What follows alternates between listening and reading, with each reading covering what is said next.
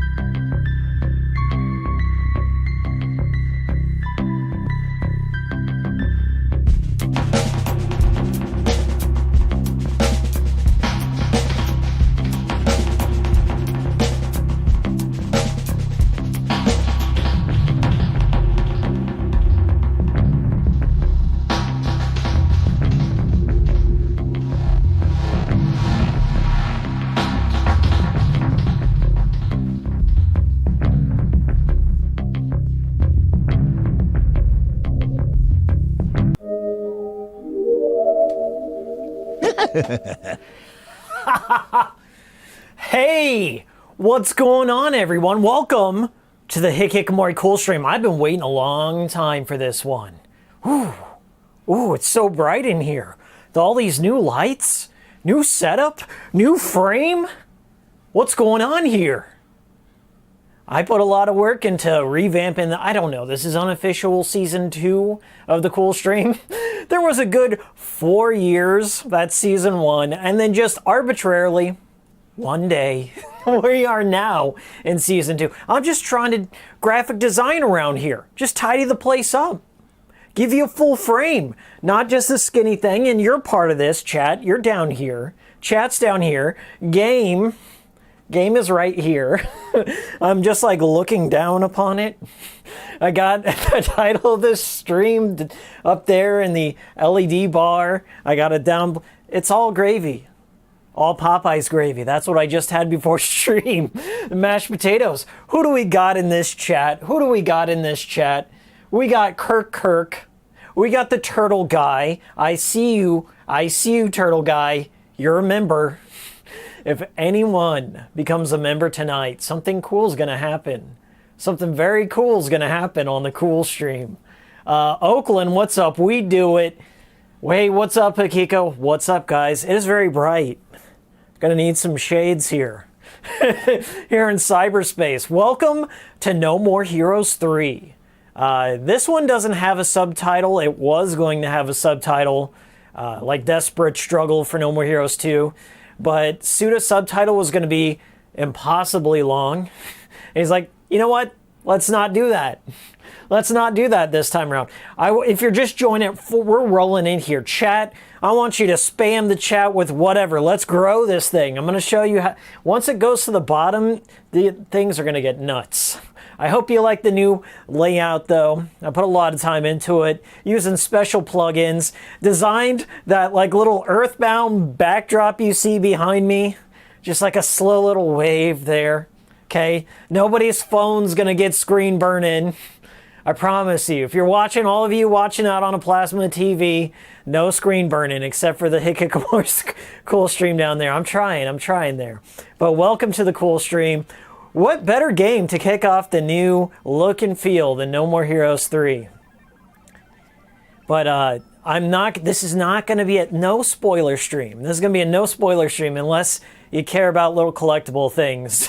But that's the aim of today's stream. Is I'm cleaning up stuff.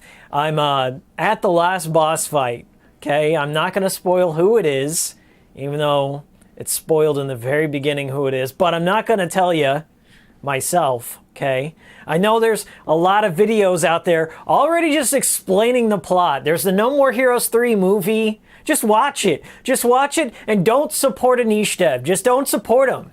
Okay? Just erase from existence. Don't give them your money. Don't do that. Just watch the LP. That's good enough, right? You're killing your franchise. Buy this game. I'm going to tell you before I make my video on it.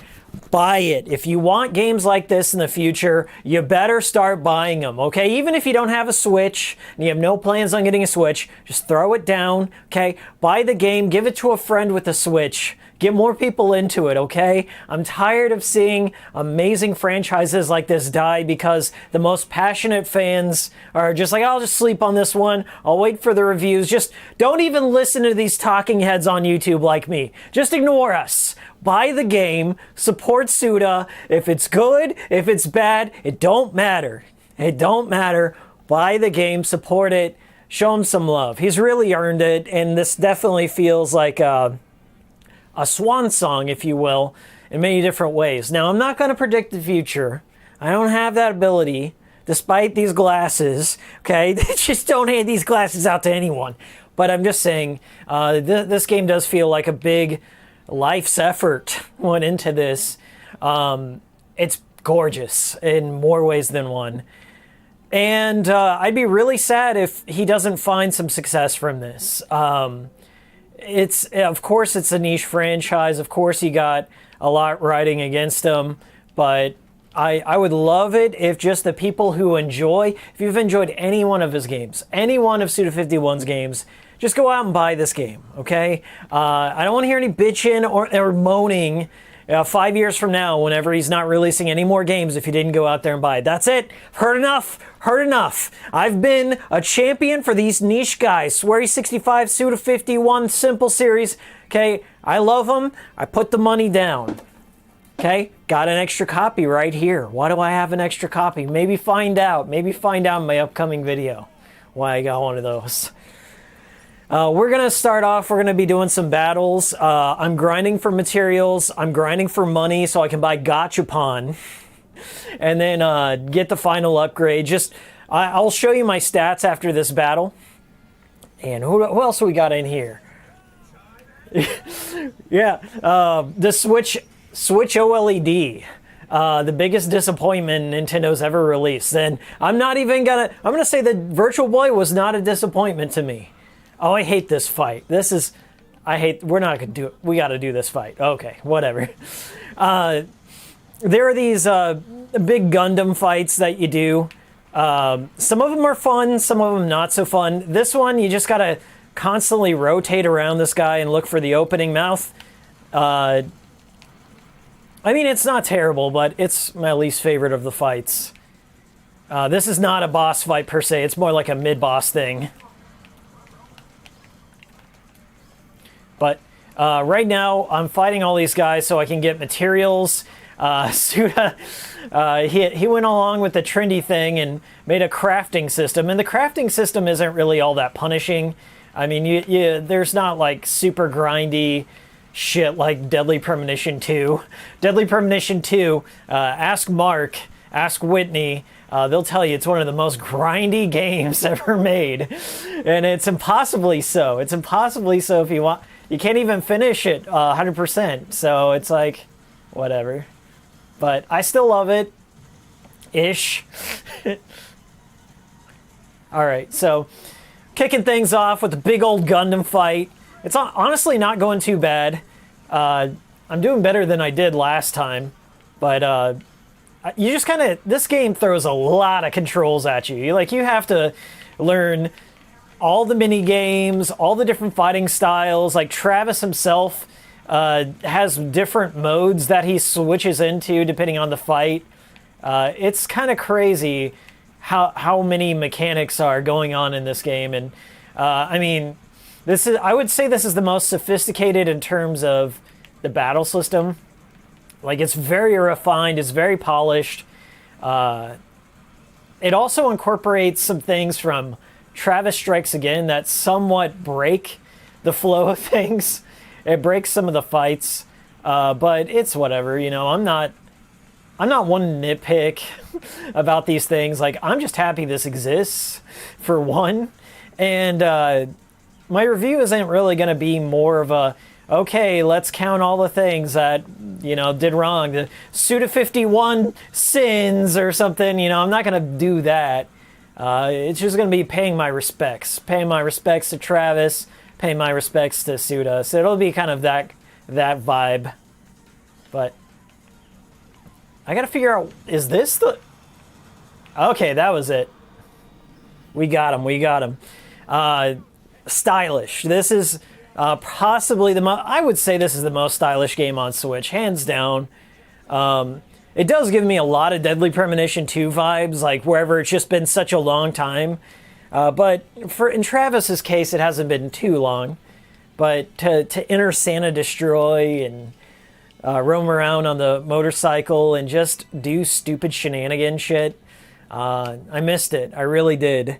It kind of gave me that nostalgic air that came in, but there's also some new things that Suda's done to make the game more modern and enjoyable too, but also at the same time sticking very true to his roots. Who do we got in here? We got Musicology, we got Kirk just beat Black Knight Direction. This game is fantastic, sure is. That's a good fight. Nove's in here, gonna buy it. Hello gamers. We got Oakland, yo, Tony Astro's in here. We got Near Snape, would you be saving this stream? Depends. Let's see how it goes. Press F for Suda. I don't think he's dying. I hope not. Buying his game, yes. F's in chat will not save Suda. Buying the game will. Even if he doesn't make another No More Heroes, like if this is truly it, like he's saying, like it's hard. The guy's like what, 52? Did he turn 51 this year or 52? I think he's 52. He's go ichi go ni, or right? Go ichi go ni. But yeah, so let's take a look at our stats. I'll show you what I'm going for. This is the big nautical star, the No More Hero star, whatever they call that. Over here, I'll show you my records. I've been really grinding this game. So I got 20 hours into it. I put just as much in a Travis Strikes Again. I 100%ed that game. I loved it. I've died 10 times, 86 saves. I got a lot of... Wesson is your experience points. I got 71 out of 100 t-shirts. I'm really grinding my way through. I got all 100 trees grown. That's another side quest. You just plant trees and they give you experience points. I got all the moais destroyed, the scorpions, caught them, let it die style. Got all the cards, got all the kittens, got all the doppelgangers. So really, I'm just going to be doing side quest, unlocking t-shirts, and grinding chips. We're going to get some chips. I'm going to be super buff for the final battle. So let's start and look for some new t-shirts. We got one over here. I think each alien, so there's t-shirt aliens in this game. They require certain conditions in order to unlock t-shirts. The t-shirts themselves most of them are new designs. There's a few throwback ones. So if you enjoyed some of the designs from No More Heroes 1, 2, Travis Strikes Again, some of them are in here. And then some other callbacks. This is definitely his most stylish game. I wouldn't even call it his most violent, but it's his most stylish of all of his games. But all right, so we're at Area 51. If you didn't know, Did you know gaming right here? Area 51 is seated right next to Clover. Clover is a costume shop, which is a reference to Shinji Mikami. Area 51 was Suda51's underground review show that was released on DVD called Area 51. And he used to do like Let's Plays back in the mid-2000s. But yeah, it's right there next to Clover. Shout out to Shinji Mikami. But you can't go inside it this time. These little aliens here, so the conditions here are get a C rank or higher in 16 defense missions. I don't know if I have met the conditions because I don't think I've done 16 defense missions. So that'll be a goal. Defense missions are like these little sword things right over here. I've just been doing the sillier missions. So I've done pretty much all the silly missions. So we're going to do some defense stuff. I'll show you all my stats. This game gives you a lot of freedom in how you can build Travis through the chip system. So you can kind of like the way I have him built right now is a glass cannon. All of my chips kind of debuff his defense, but like increase his attack power. But yeah, if you're welcome to the cool stream. I see 31 of you in there. You think I'm gonna let you get away? Leave that like. Get out my face. I don't want to hear any excuses. You better be leaving that like for the new setup we got here. This is little by little, I'm going to be trying to improve the cool streams look. I kind of went for a more Travis Strikes Again aesthetic, just a little bit. You know, I didn't want to copyright infringe all that much, but yeah, I was kind of inspired by that. Got the channel colors, the pink, the green, and I wanted the chat to be there, but like presented in a more unique fashion than what I usually see. You know what? I think I turned off my LED. Did I? Okay, my LED's still there. Good. I'm just getting used to all these moving pieces. Like I spent a weekend studying OBS. A lot of people use Streamlabs. I'm not a Streamlabs guy. I like to just design things myself because Streamlabs, like they'll almost hit on something I want, but it'll be kind of like too generic or too, you know, like that, like retro wave things, like where you see grids, like electric grids, and then like triangles and stuff like that. They had a bunch of that. And I'm like, I'll just make my own. F it, I'll make my own. I'll do it myself. But right now so we're going to be doing a defense mission. This is just like you did in the other No More Heroes games. You just fight a bunch of people. We got, Oakland says, Toy Logic made the 3DS, Dragon Quest 9 and Rogue Corps. Toybox made DP Director's Cut in 2, the recent Nier remake. Oh yeah, Toy Logic and Toy Box know the difference. Had to crack that kombucha. We got Mr. Greedius in here. We got Necrocash. Alan Smithy. Balance your stereo audio. Your voice is coming through my right earphone more than my left. Is it? That sounds like your earphone there. I mean, I'll check. Let me see here. Yeah, I'm all balanced, buddy. I don't know what you're talking about. But I'll turn it down a little bit. How's that? All right, let's do it. We got an X-Files reference here. Like the notes that that are in that little jingle are almost, they're so close to the X-Files. I know Suda's trying to avoid a lawsuit and stuff throughout the game. There's constant ways of him like censoring things to avoid lawsuits. It's pretty funny. Okay, I'm not gonna tell you who this is, but I just like to use all the powers. All the powers are a little spammy, I know, but I mean, the goal here is to finish the fights as soon as possible. I'm maxed out in terms of power. Ooh. Woo!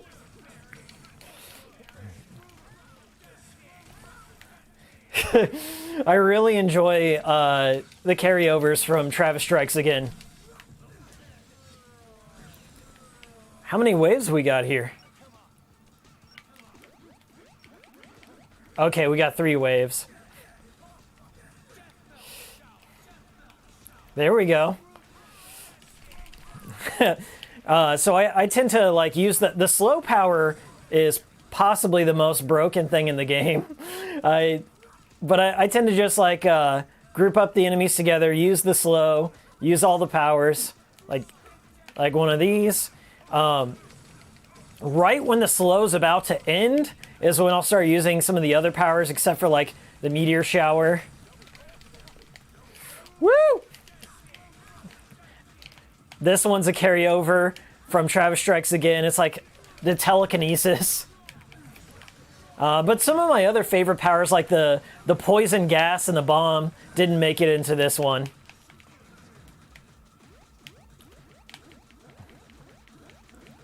Wave 3.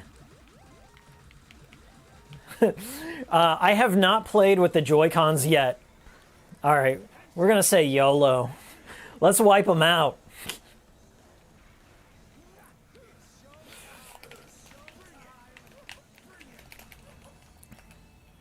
That's how it's done. Let's see where I ranked. I got hit a few times in that one. But it's a beautiful game. So here's what you get. Clear time, damage taken. So I got hit a little bit. I got a double S. That's admirable. I'll take a double S. And it tells you all like the different powers you used. I don't know if that affects the score. I don't think it does. But I have to use the powers to unlock some of the t-shirts. And those are the materials dropped there. I'm not really keeping track of any. I'm just kind of going through, doing my thing, and figuring it out from there. Well, it's pretty obvious from the look from the stuff shown. I don't remember. What? How's No More Heroes 3 compared to the others, Hikiko? See, everyone always wants me to like rank the No More Heroes. Each of them are...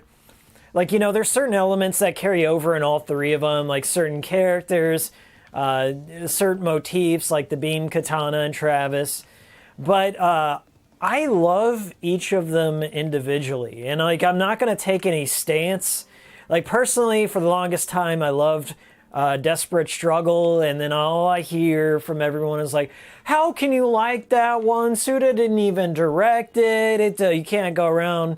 Shitty, Santa Destroy, all this stuff. Like, I've heard it. I've heard all the arguments on all sides of it, but I think each one has, like, very unique elements that I would not trade for the world.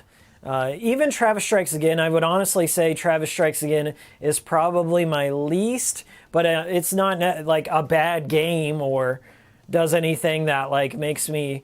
turn my nose. I just think it's a little reference heavy, and it's like self-indulgent to a fault. But beyond that, I do enjoy it. And if you didn't know, in my Shadows of the Dam video, I talk about that very thing.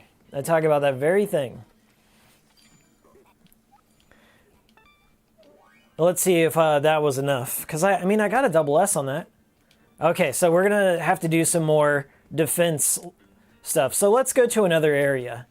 There is fast travel in this game. You hit Y, and then you go to like these different areas. That big star I showed you, you get to travel between them. Musicology, wish his clones were called Destroy Many. I know what you're saying.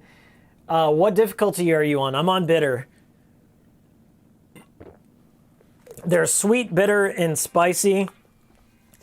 When I play through a game, I don't like to make the experience miserable, and I don't want it to be too easy. Like, I've got enough gamer cred throughout my life, okay? I'm very comfortable with the size of my E-peen. Okay, it's decent size. I'm not just gonna put the game on spicy mode my first time through and not just give it a chance to like feel the groove of a properly balanced game. Like, you know, I don't like to stack the deck too much in my favor. I don't like it stacked too much in the enemy's favor the first time through. Like, I always have that friend that always one-ups you. Like, yeah, at work or something. Like, oh, did you hear the new Last of Us came out? Yeah, I went through it on hardcore survival mode. Okay, one-hit deaths. You only have one bullet throughout the entire... Like, that does not sound fun to me, okay? I'd rather just, like, play at a steady pace, have a little bit of a difficulty curve, and there is a difficulty curve.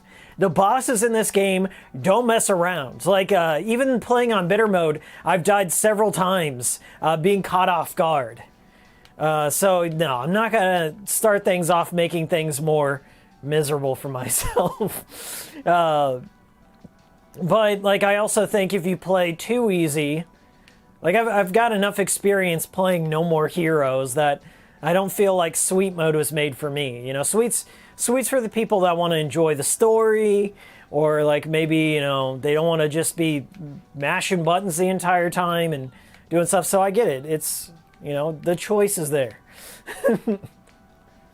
We got, you're not playing with Joy-Cons, gamer cred loss. The reason I don't play with my Joy-Cons is not because of my gamer cred, and not because I don't recognize that No More Heroes was designed with motion controls in mind, which I fucking mentioned and made a video on. Okay, I get it. My Joy-Con just tend to drift. Every Joy-Con I've ever owned, every one of them has gotten the drift, okay? I have over 6 Joy-Cons. All of them got the drift. This classic controller, never had a problem. So that's how I have to play. Plus, I'm capturing the game myself, so I don't want to just be like, you know, yeah, the entire time. I just want to chillax, play it like this, and not have to worry about drift. Like, drift pisses me off so much. It pisses me off so much that, like, I just don't want that association, like the Joy-Con drift with this game. I just want to enjoy it. Okay, we got another one. We got, Nove says, I wonder what's up with that Hotel Barcelona game with Swery and Suda. They once said it's supposed to be released this year. Oh, I followed up on that. There was an interview with Suda, about a month ago, when some interviewer asked him about Hotel Barcelona. He said that they haven't made like any like real like it hasn't entered development. He's just exchanged a bunch of emails with Swery. I think Swery is the holdup because Swery's about to publish The Good Life, which releases this fall. So, like, I think it's just mostly Swery at this point. I don't really know what's next on Suda's agenda, but you'll be the first to know once I find out. But Hotel Barcelona, I was looking forward to it, but I think that game was announced just pre-COVID.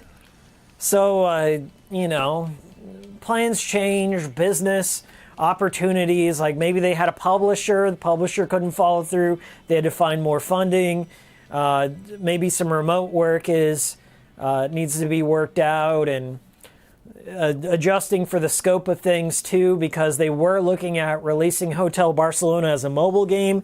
Maybe they might consider Switch in there. A lot of Japanese developers are dual releasing for Switch and mobile, so it could be that too. So but I feel that Swery, he's got a lot of things going on.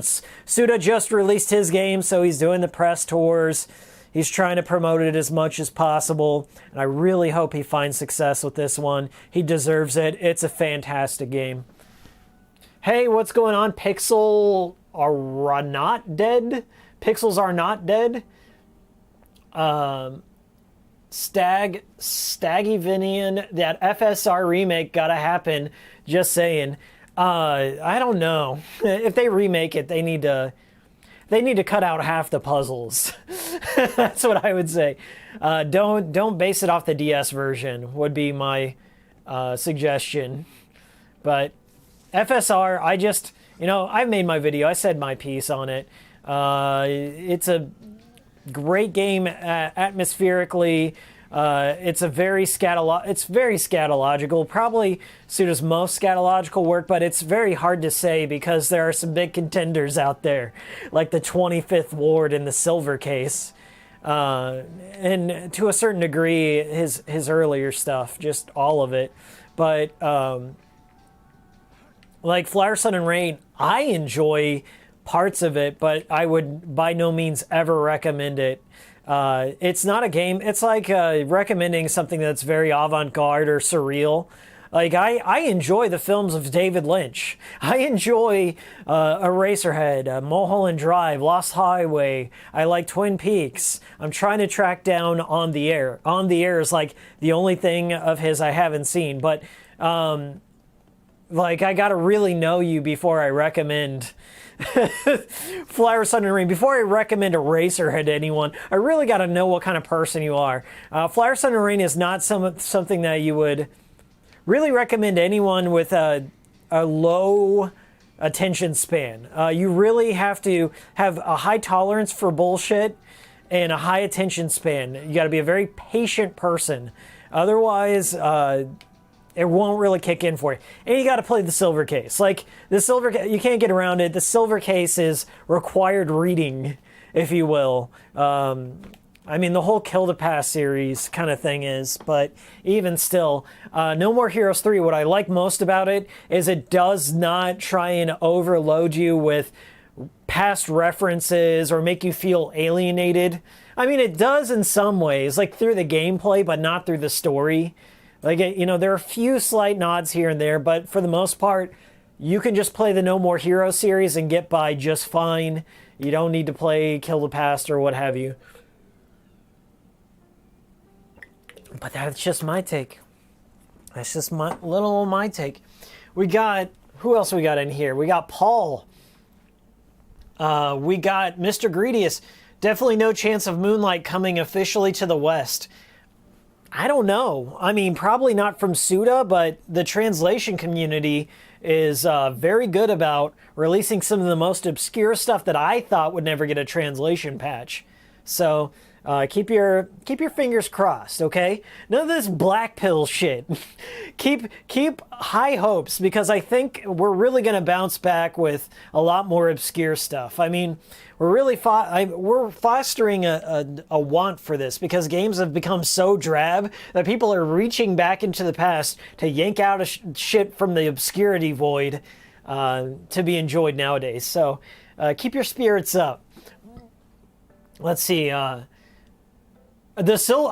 Paul says he just finished the Silver Case. Congratulations. The Silver Case is probably the most tolerable out of the whole Kill the Past series. It's the one that I feel that, like, if you can vibe with the Silver Case, you'll have no problem with Flower, Sun, and Rain. I think, like, it would go, like, the Silver Case, 25th Ward, then Flower, Sun, and the Rain at the bottom. But the 25th Award is even more batshit. I got the Platinum Trophy for that. I don't even know if that's considered bragging rights at this point or just a certificate of insanity. But I did it. I 100%ed the Silver Case, Flower, Sun, and Rain, and the 25th Award. I did it for the references, but even still, I think, like, each one are self-contained enough to wherever... I mean, like, I feel Suda's stories don't necessarily have a through line, okay? They're scatological by nature, and it's just part of how his style is. It's very self-referential, fourth wall breaking stuff. It doesn't necessarily have to be a grand vision. I think a lot of people like to throw around the term, what do they call it? Like, they call him a genius for one. I just think he's a normal dude, for real. I think he's a normal dude that just, like, puts pen to paper and says, hey, these are things I'm into. A lot of his games, the way they're written, feel like you're just having a conversation with Suda. But yeah, people kind of give him, I don't know, genius credit, but I just think he's a normal guy with a good sense of humor. And he's a gamer too. I mean, like, you just kind of feel like his entire career, what his influences are, just kind of bleed through. Movies that he's into, music that he loves, professional wrestling, Takashi Miike films. I love that both me and Travis Touchdown share the same favorite Takashi Miike film, Gozu. I watched Gozu back in like 2007 or something with my friend Ryan, and I was so captivated by it. I went out and got the DVD, and I watched it like 3 or 4 times. As messed up as that is, I just really enjoyed Gozu. But after playing this and listening to all of Travis's diatribes about Takashi Miike, I just want to go back and watch some more Miike films. Double S, let's go! Let's go! We got Alan Smithy. Funny story, I sent fan mail and chocolates to Xseed Games once, and they sent back a Suda51 signed copy of Killer is Dead back to me. I didn't know you could do that. That's an option? I could just send them shit and they would send me Suda merch? Sweet. Pixels Are Not Dead. You like Mizurna Falls? I mean, I like what I've played of it. I'm aware of everything about it, but I don't like the current buggy state of it. I feel that the stolen fan translation that was stolen from Eevee and what's the other guy's name? It was Resident Eevee was one of the translators on that, and one other guy who's working on a Resident Evil 1.5 mod.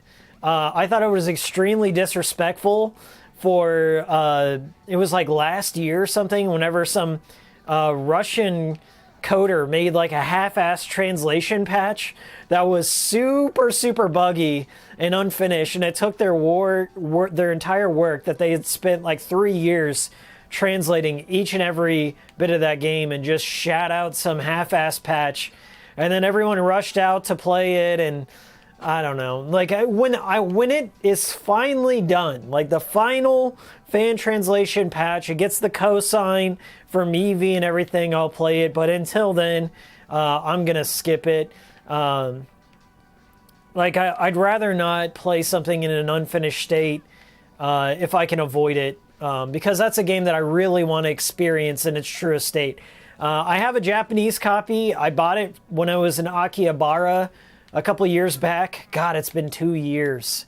I can't go back. That's what kills me. But I'm just gonna wait on it. If you want to know though, like if I like Humans games, yes, I love Humans game. I grew up playing Clock Tower, and then Deadly Premonition is somewhat inspired by Mizurna Falls. I wouldn't say all the way. I would say there's many other influences too. Swear he even cited Flower, Sun, and Rain as one influence, but there's so many influences in DP that I wouldn't just attribute it to Mizurna Falls. But yes, I would like to play it finished, and not with some stolen, shitty, half-assed translation patch. I want the real deal. I hope Suda51 makes a racing game. Maybe call it Racer 7, wink wink. Urine, the translation is now bug-free. They got one more tester. Good. Okay, if there's a bug-free translation, I'll play it. I just, like, that's one game that I just want to play in isolation by myself. I don't want to hear anyone's thoughts on it. Like, I know what I'm in for. Okay? I've been wanting to play it for years, but I'm glad to hear that there's a bug-free translation. I'll definitely have to check that out. Thanks for letting me know. I hope it's got the cosign from the actual translators, because it's just really shitty that people stole all of their work, that they put their blood, sweat, and tears in. Because I was following that project for like 5 years or so, and I don't know. It just made me upset to hear that somebody just put together such a shitty patch, and like that'll be a lot of people's first impressions, like clipping through the world and other things like that. It was bad. It was real bad, but I'm glad to hear it. Glad to hear there's a better patch out. Yeah, that was messed up. I read what she wrote about her translation being stolen. Yeah, Evie wrote a really good blog about that. And Evie is a professional translator. She lives in Tokyo, from what I know. And, like, she gets paid big bucks to do that. So she was giving up her time to make that patch happen. And I hate people doing shit like that. Like, taking people's hard work and then making, like, poor derivatives of it. Poor, less effort derivatives, and then, like, whacking away with all the credit and then also breaking things in the process. Fuck that. And here's the thing too. One thing I noticed is like right after, not Psychonauts, Police Knots got translated for the PlayStation 1. And that was like 10 years ago. That was a huge deal. A huge freaking deal. Like I remember burning it to a disc, just like some blank disc, and running it. Like I bought like one of those Game Sharks for my PlayStation 1, and I played through it on a CRT TV on my PlayStation 1 with the fan translation. I was so happy. That very next year, I went to the Portland Retro Gaming Expo, and there are these retro gaming booths that are not only like making duplicate copies of Police Knots with they put the fan translation, which is like under a public license, like a not for sale license, and they just burned it. And then they sold it for $50-$60.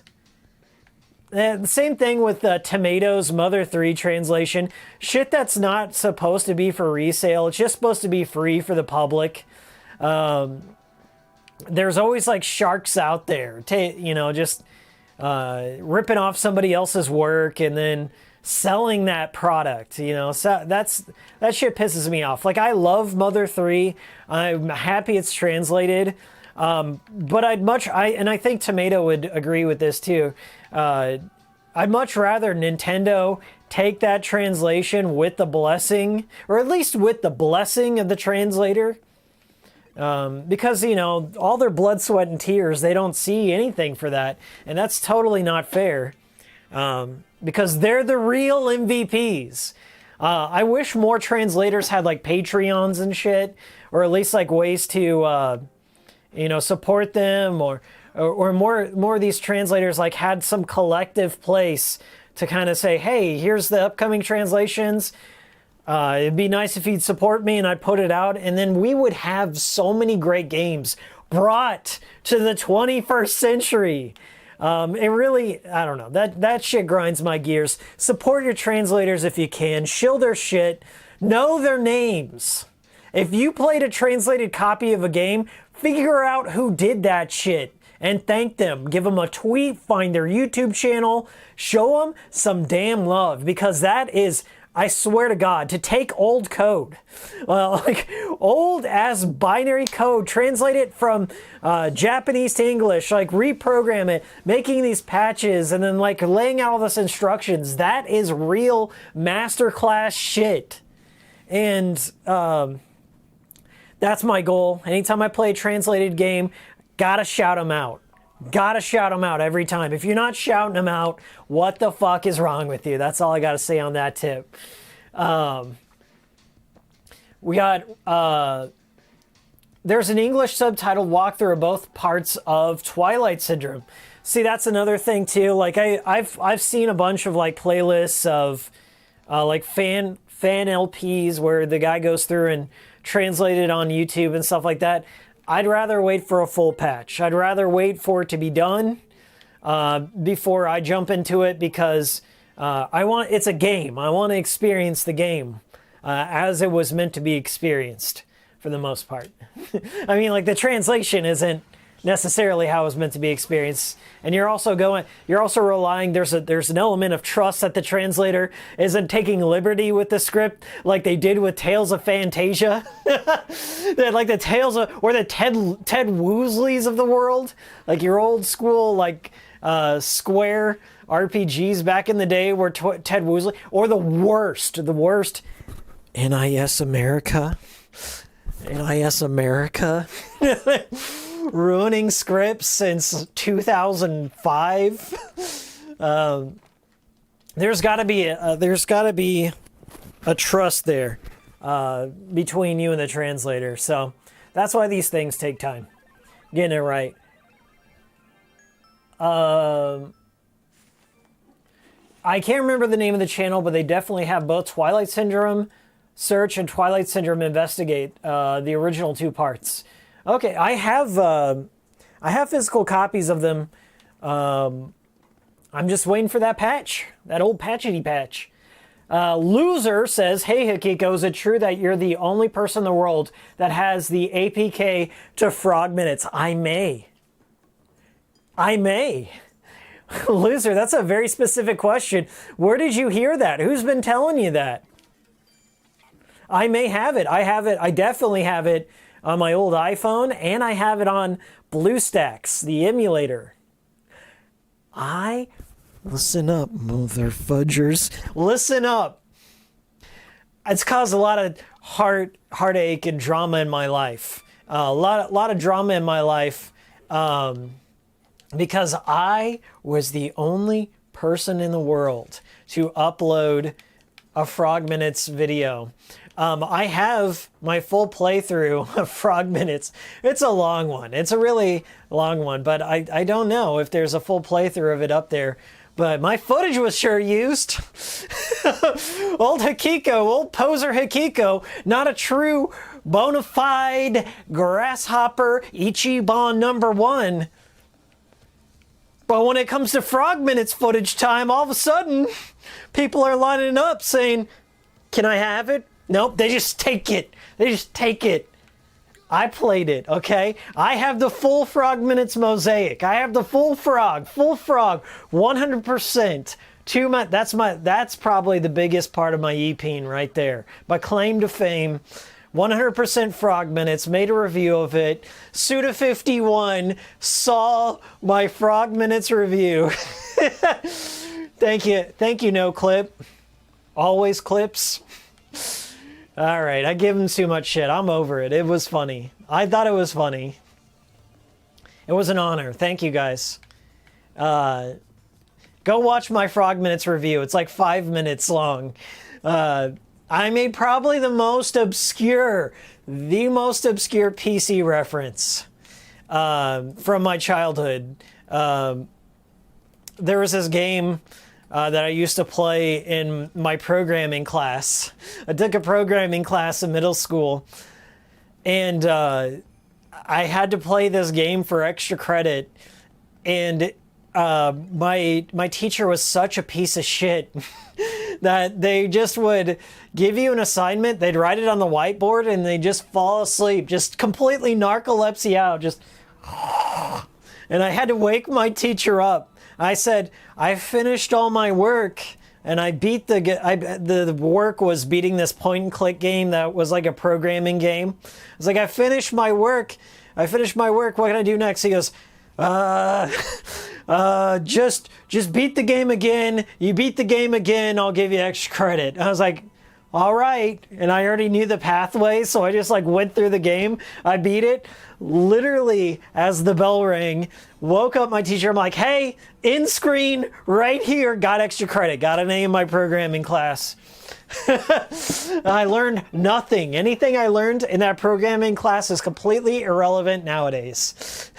So, whatever though, it was cool. I cherish that. I cherish that memory. But that's it. I share that in my Frog Minutes video. There's really nothing else to derive from that. There's just like, it's like a little trivia video mostly. It's like, these are cool things that happened. What do we got here? Urine, the war for frog minutes, APK. Do you want frog minutes? Should I release it? Suda, do I have your blessing? I know Suda's watching. I know he's watched. I have confirmation. I have confirmation. What he's watched, I don't know. I know Sweary's watched too. Sweary's watched a few of my videos. But I think he only shares the ones. The thing you gotta learn about creators is sometimes they only share the fair weather videos. Which is fine. They gotta market their game. They gotta market their game. They do what they do best. I still love them. Those bounding boxes there, bit rough. Let's go do some more side questing. I'm gonna blow up some alligators after this too. So we're gonna do another battle, and then I'm going to do some side questing. Hey, what's up? We got the Yado. Do you see the Yado on the screen? Do you see the Yado on the screen? From J-Spot. J-Spot with the $5 super chat. What up, Hikiko? I'm also playing this game. Good on you, man. Good on you. If you have any questions, hit me up on the Discord. I won't spoil anything. It would be a shame, a damn shame, to completely recite the plot of No More Heroes 3, to give an annotated Let's Play. I will not be doing that. Fuck that. Wikipedia's there. Just steal it all from Suda51 Wiki if you want that. It's all there. I wrote it. I'm the author. No, I'm just kidding. But seriously, I hope you have a great time. This is really, I think, this is like the game of a generation for me. I don't think there's ever going to be a Switch game that's going to live up to this one. And I honestly thought Deadly Premonition 2 might have been that for me, but it wasn't. This definitely was worth the wait. And there are a few games that I can say that are worth the wait. Few games I can say that are worth the wait. And I certainly hope Suda's not done with that, but hopefully he passes it on to a new generation. Like, I'd be cool with that if, like, you know, they want to talk about other characters in the No More Heroes universe, change up the protagonist. I know this may be the end of Travis's story. According to Suda, no spoilers. I don't know. Maybe, maybe not. People change their minds all the time. There's been multiple times whenever a creator has come out and said, oh, this is my last movie. This is my last game. This is the last time in this story or whatever. People change their minds. And Suda's got some time left. I mean, like, you got people like Miyamoto that won't fucking leave, that won't fucking retire when they should have retired. He's still got another good Pikmin in him. I'll let him have another Pikmin because I fucking love Pikmin 3. But I think Suda's, if I'm reading things correctly, in my interpretation and my analysis of Travis Strikes Again, it looks like he wants to kind of pass the baton, and he's been working with like a bunch of newer, younger developers, a lot of like independent collaborations that he had. Just like that game very embraces the independent spirit, and I think Suda's not the kind of greedy creator. Like he wants somebody else to have the spotlight for a change, and I hope he does find a successor, if you will, for this franchise, because it would mean the world to me that newer generations would have No More Heroes in the future. I would be very sad if this is the last one, because this is it's a very high note to end things on. It is. It is. Oakland says, bruh, there was a No More Heroes 1 retrospective posted a few days ago and is literally just some goober reading off a wiki page. Oh, you found my alt channel. You found my hidden channel. That was me. I did it for the SEO and the clicks. What can I say? I'm glad you enjoyed it. You fell for the trap. I got that click. Tasty. I mean, that's... To a degree, that's the smart money. The smart money tells people what they want to hear always.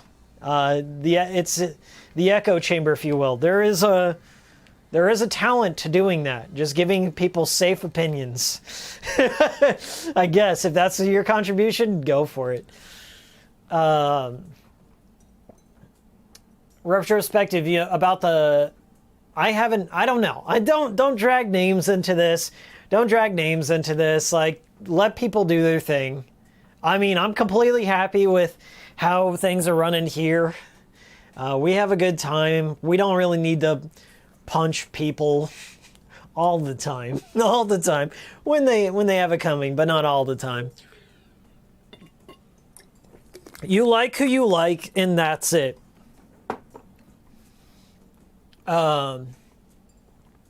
He was talking about doing a game with Shinobu as the lead. That would be cool. I like Shinobu. She's really cool.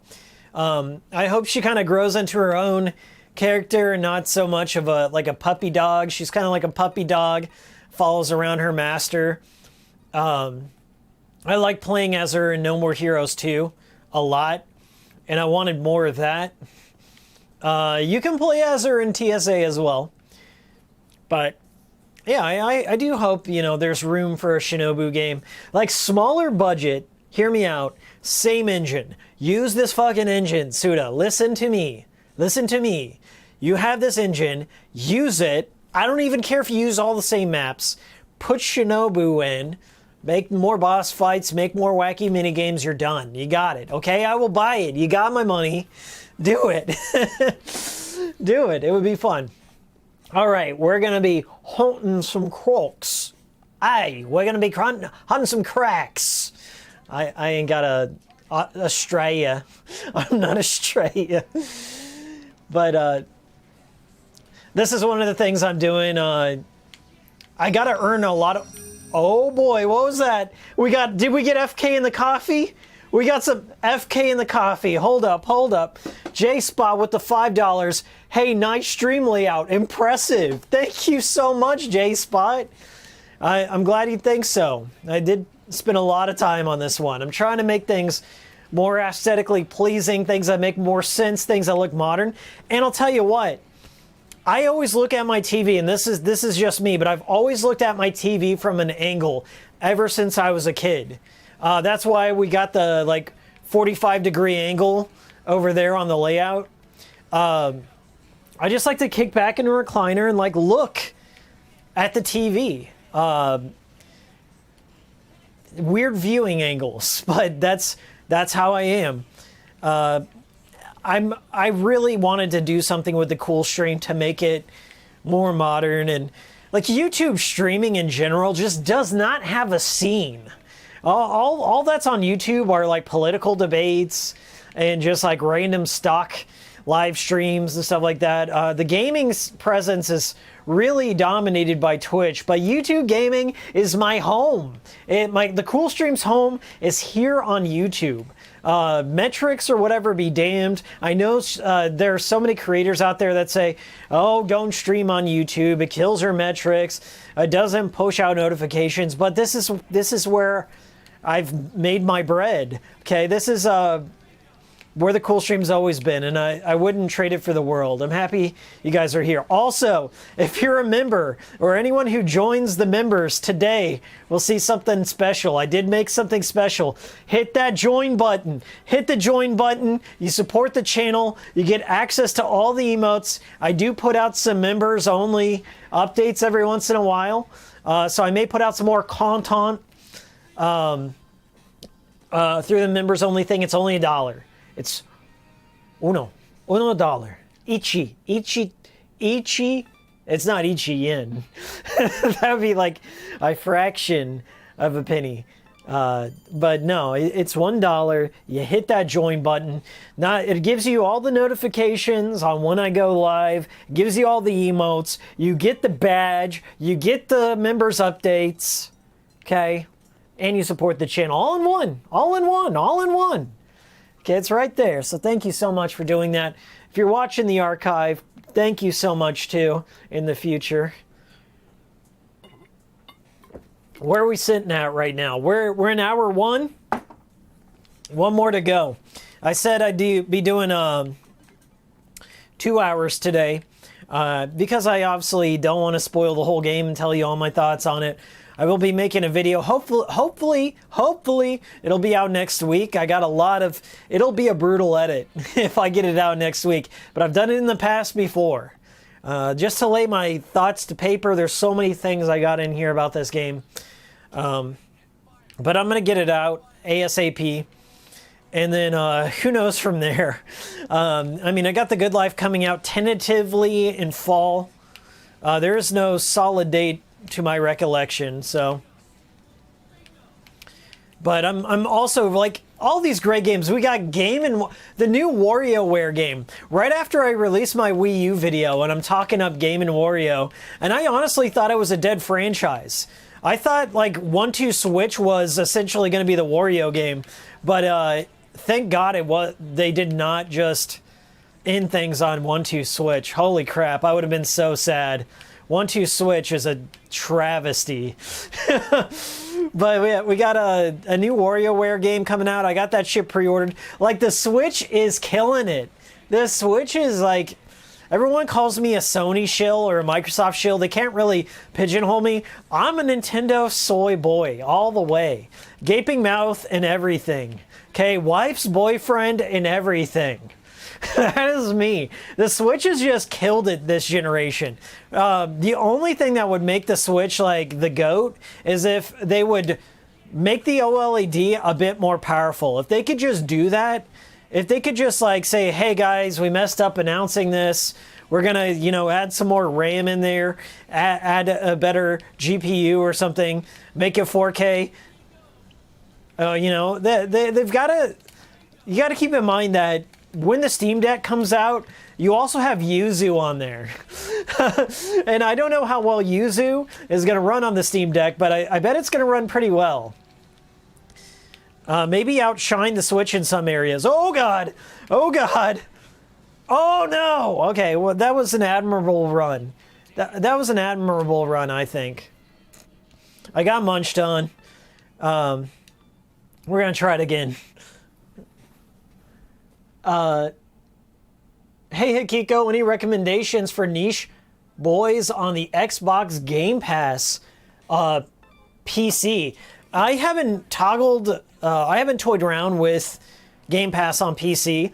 I'll tell you what, though, Junior, if you're interested in messing around with the best Xbox has, if you have an Xbox, you can stream it using the Xbox app on your PC. I think it's gone fully public now. It's not just beta test. It's fully public. Do that and then stream your favorite Xbox games to your PC. It runs flawlessly. I run it on my laptop all the time. Instead of just, like, screw hooking up the Xbox in my living room, because right now I'm in my office. This is my editing station, if you will. Screw all that noise of having to unplug everything. I straight up stream it to my living room, and I play with my Xbox controller. That is my recommendation. Play all the games. Just play whatever you want. Play whatever you want through the Xbox streaming pass. It really rules. Like, I can't get PlayStation Remote Play to work as flawlessly. And I've tried it on everything. Like, the best thing that works with PlayStation Remote Play, surprisingly enough, are PlayStation 2 classics. So that's what I stream mostly with that. But yeah, check it out. You guys are awesome. Thanks for showing up tonight. I know this was an impromptu stream, but I'm happy you're here. This is the new cool stream. I'm trying to do it more semi-regularly. So just more streams, more content, if you will. Never a bad thing. And I'm going to try and keep them at 2 hours. But if I ever get $100, I will always go longer. So I'll try and make that a thing. Like, if I ever get $100, we'll just go long. Oh, shit! The big boy got me. The big boy got me. I guess I should have spammed him. So now I got a strategy. I didn't know the big boy. He's got a long range. He's got the big Zilla there.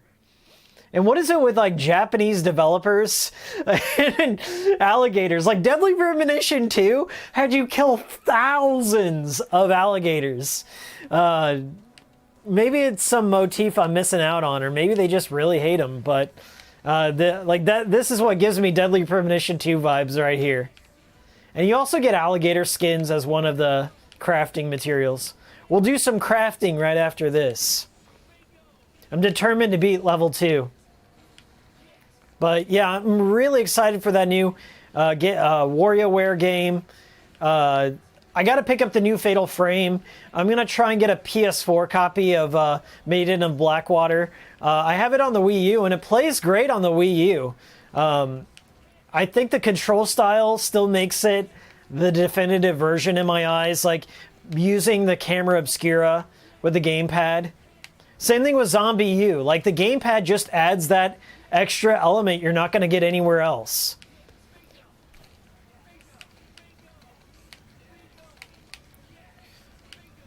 All right, we got to spam Big Boy. The cool thing is you can hit them while they're coming up from the water, so that's very nice. That was a strategy I did not use last time. There's some strategy to this weird minigame, I'll have you know.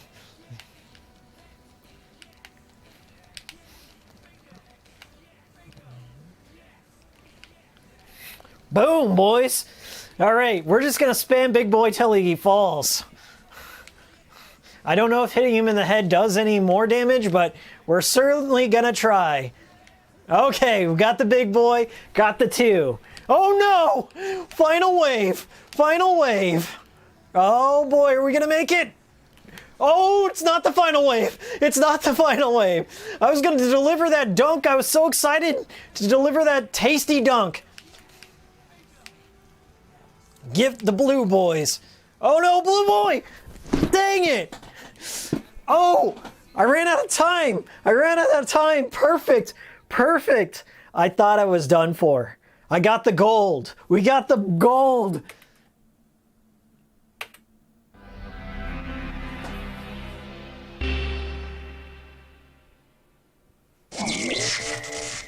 Get on my face! Leave that like! If you're showing up to the cool stream, if you're watching on the archive, thank you so much for leaving that like. It helps out the channel. It's cheap, it's free! It's a free way to help out the channel. Boosts me up in whatever ranking.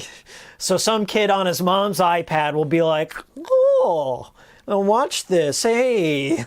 You know, that's who I'm aiming for. That's where the big money's at. Or is it? Didn't they like, isn't this content is not, now everyone's lying whenever they implemented that.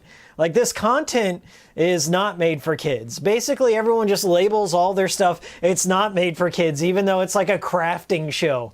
Crafting with Daddy. Crafting with Daddy Hikiko is the name of the show. Not made for kids, but we certainly want that audience. Man, those people, like, back in the day when the whole Elsa Gate thing was going down on YouTube, where everyone was dressing like copyrighted characters and pregnant Elsa, Spider-Man stuff, they were making so much money. Like, that's where the big bucks were. Not making long-form retrospectives on niche content. It wasn't making inappropriate content for children, but here we are. All the money's dried up. I missed the boat on that one. All right, we're gonna do a safety save. I don't know if it's my copy of the game, but I've had some crashes every once in a while. I'm not gonna say that's true for everyone.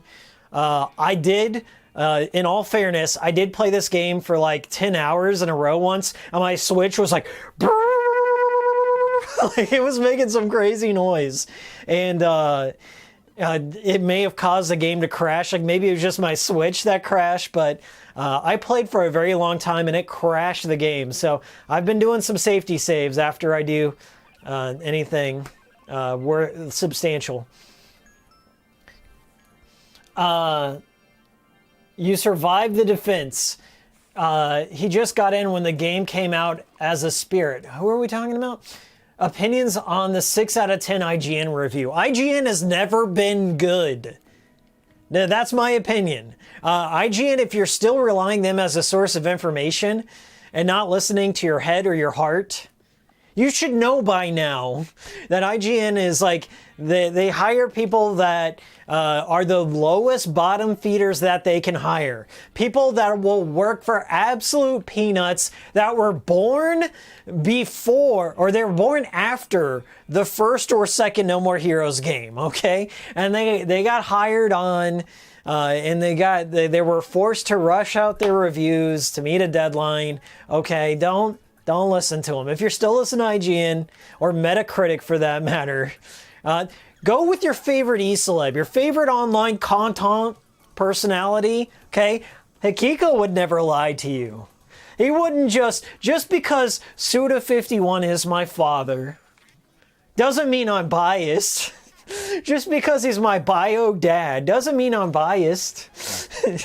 Just because I have a whole series dedicated to Grasshopper content on this channel, watch the playlist, it's on there. And because I theme my stuff around Grasshopper doesn't mean I'm biased in favor of this game. It does. Everyone's got their own bias, right? What was it they said that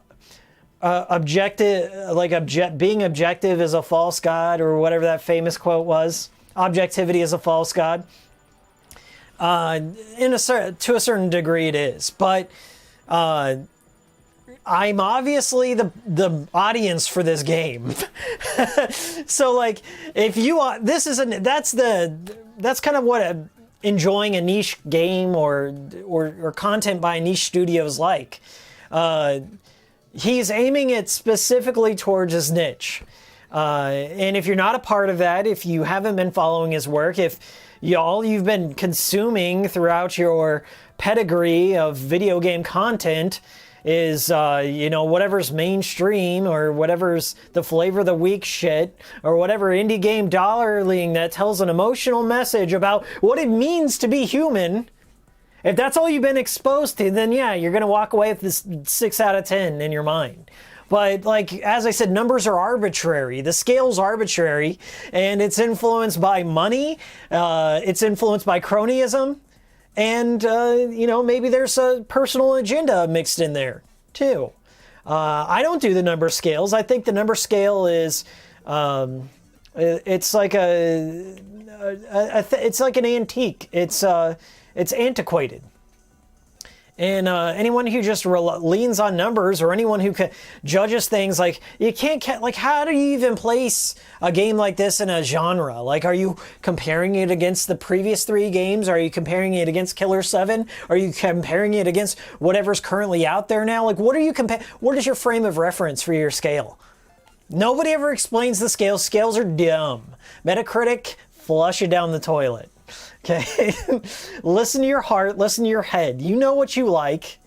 I mean, you can ascertain that if you're going to enjoy it or not. Like, there are very few new people coming into this franchise, I presume. I don't know, guys. Why do you back me into this corner? Why do you do this? Don't use numbers. It's a 10 out of 10. You got it. 10 out of 10. There you go. No, I'll tell you my thoughts on it in a video. But you already know if you're going to like it or not. You don't need a number in there. You don't need a number. You're my favorite D-list E-celeb.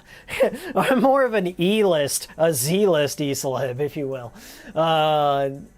Maybe not even E-celeb at all. Obscure.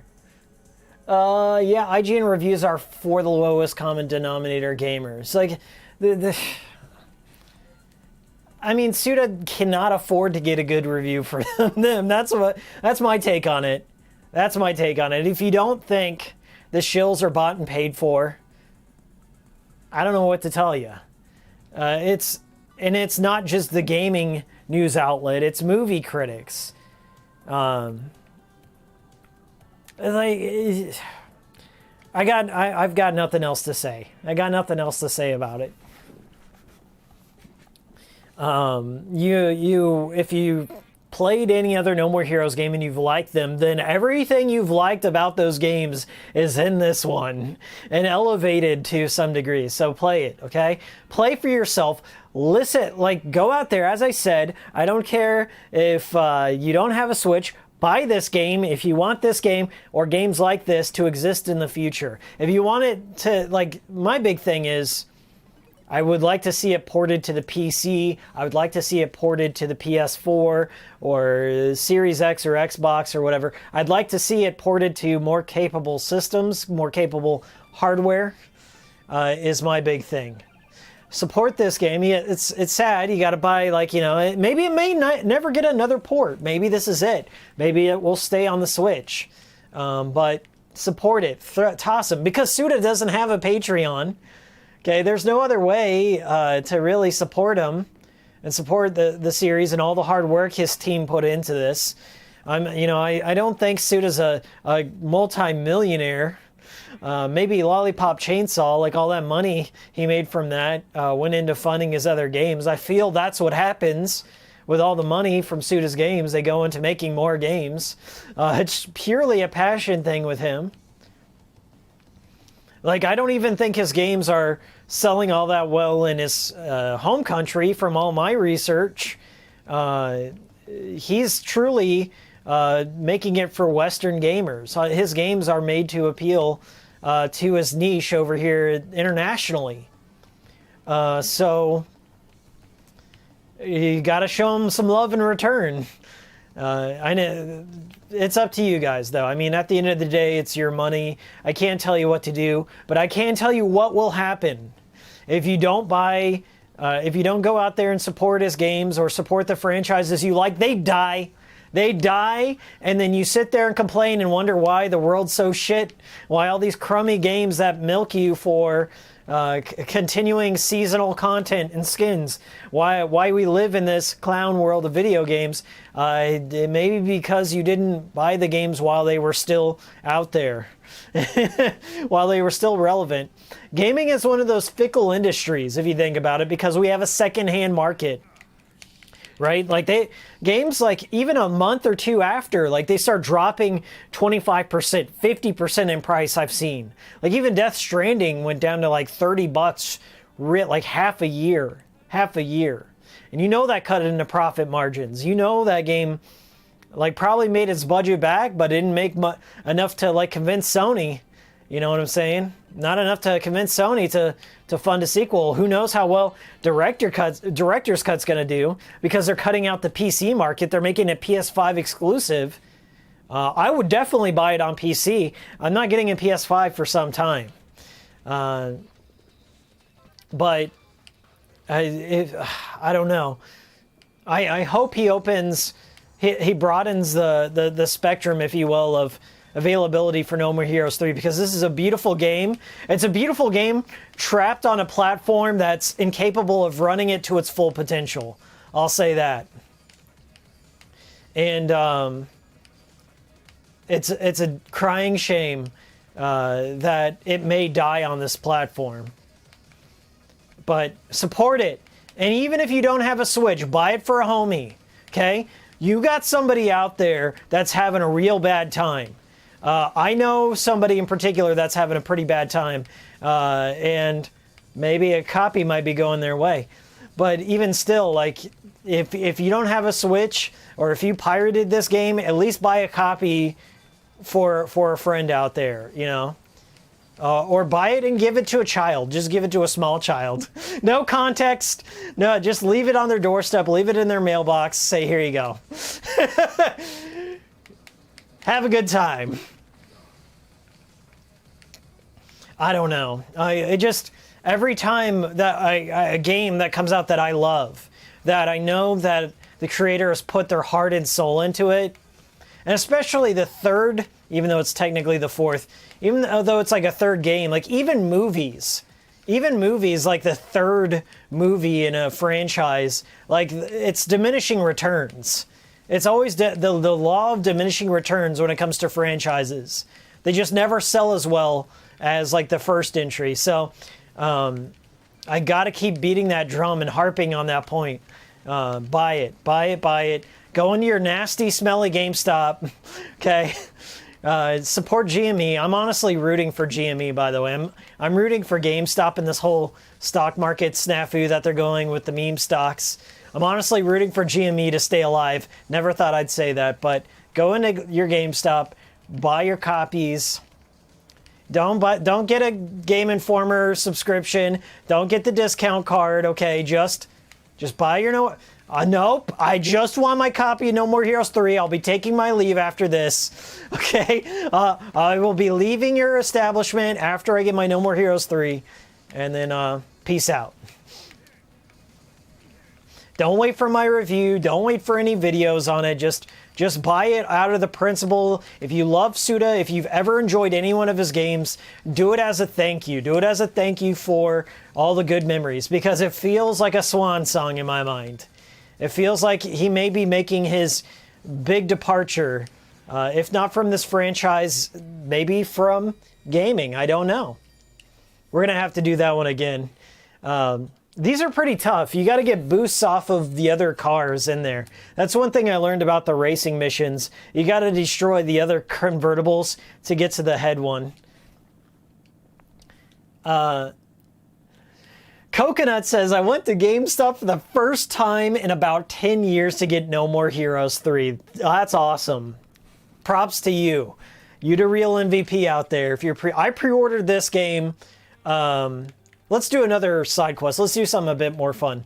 I pre-ordered this game. I feel like I did it on the day it went live on Amazon. And then I ended up with another copy on top of that. Maybe I'll have to tell that story in the video. I won't tell that story here, though. But yes, I may be getting another copy. I just have this feeling inside of me that this may be a game that I end up buying multiple times for multiple people in my life that need a smile. And I will tell them, I'll say, look, you don't have to do all the side quests and stuff. You don't have to do that. Just do whatever you want. Play through the main storyline and just smile. Just have a good time. That's it. I definitely feel that this is like a once in a lifetime kind of game. And in the gaming industry, this kind of stuff is rare for each game in the franchise to be good. Maybe not great, but good. Each one of them are good and enjoyable. And there are things about them that I will never forget. They were so unique.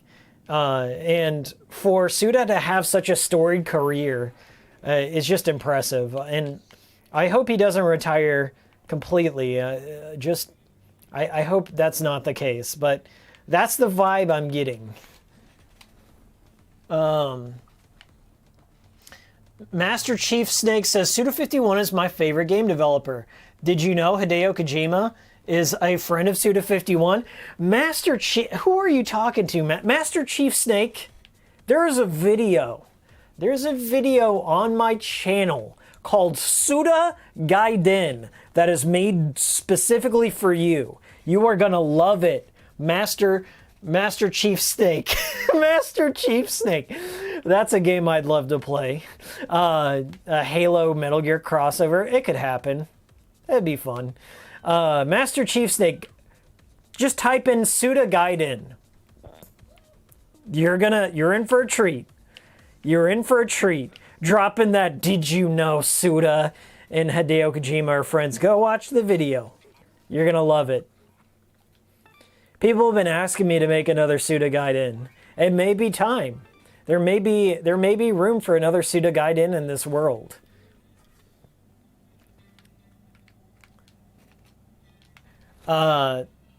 Musicology, you've been looking kind of down, baby. Have a copy of No More Heroes 3 on the house.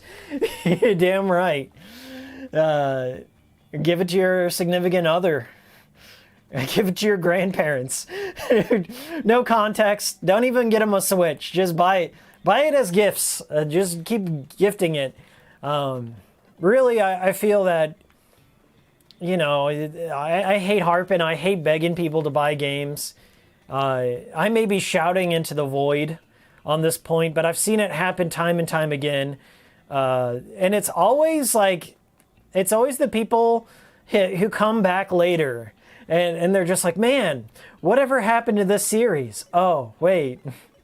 or they just buy it used or something like that. Like, I buy games used all the time, but like as I became an adult and I had more disposable income, I'm like, oh shit, games suck nowadays. Games really suck. I've totally got Phil Fish brain going down. The games are really sucking nowadays. I gotta start buying the good stuff, and sometimes I gotta buy it again. I own the digital copy and I own the physical copy of this game, okay? I bought it 2 ways. I don't know which way it gives him the most amount of money in the end, but I'm trying to give more money to Suda. I'm sick and tired of that shut up and take my money meme, because those people don't follow through. If you don't got follow through, you don't got game later on, my friends. Mick DJC1, hey Hikiko, are you a Saints Row guy at all? Have you ever played any of them, 2 and 4, some great open world American kind of games? Yes, I played 1 through 3. I did not play Gat Out of Hell, I did not play 4. I enjoy them quite a bit. I've 100%ed the first one. I played through a lot of 2 by myself, and then 3 I watched a lot of my friend play. My friend Mark is huge Saints Row fan, like really big. You know what? I think he was kind of disappointed with the new Saints Row trailer because it looks so generic. And I watched it myself. I'm like, man, they're aiming for this new stylish Zoomer generation, and it looks like it's gonna be a bastardized version of Saints Row. Saints Row was supposed to be almost an antithesis of GTA. Like it was supposed to be a parody of kind of like an open world parody kind of game, like heist game.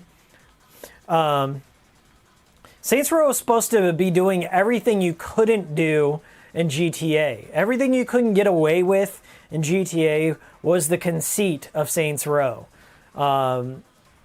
To a fault in some ways. Like some of it was like so over the top, like you're like, oh Jesus, what are they doing here?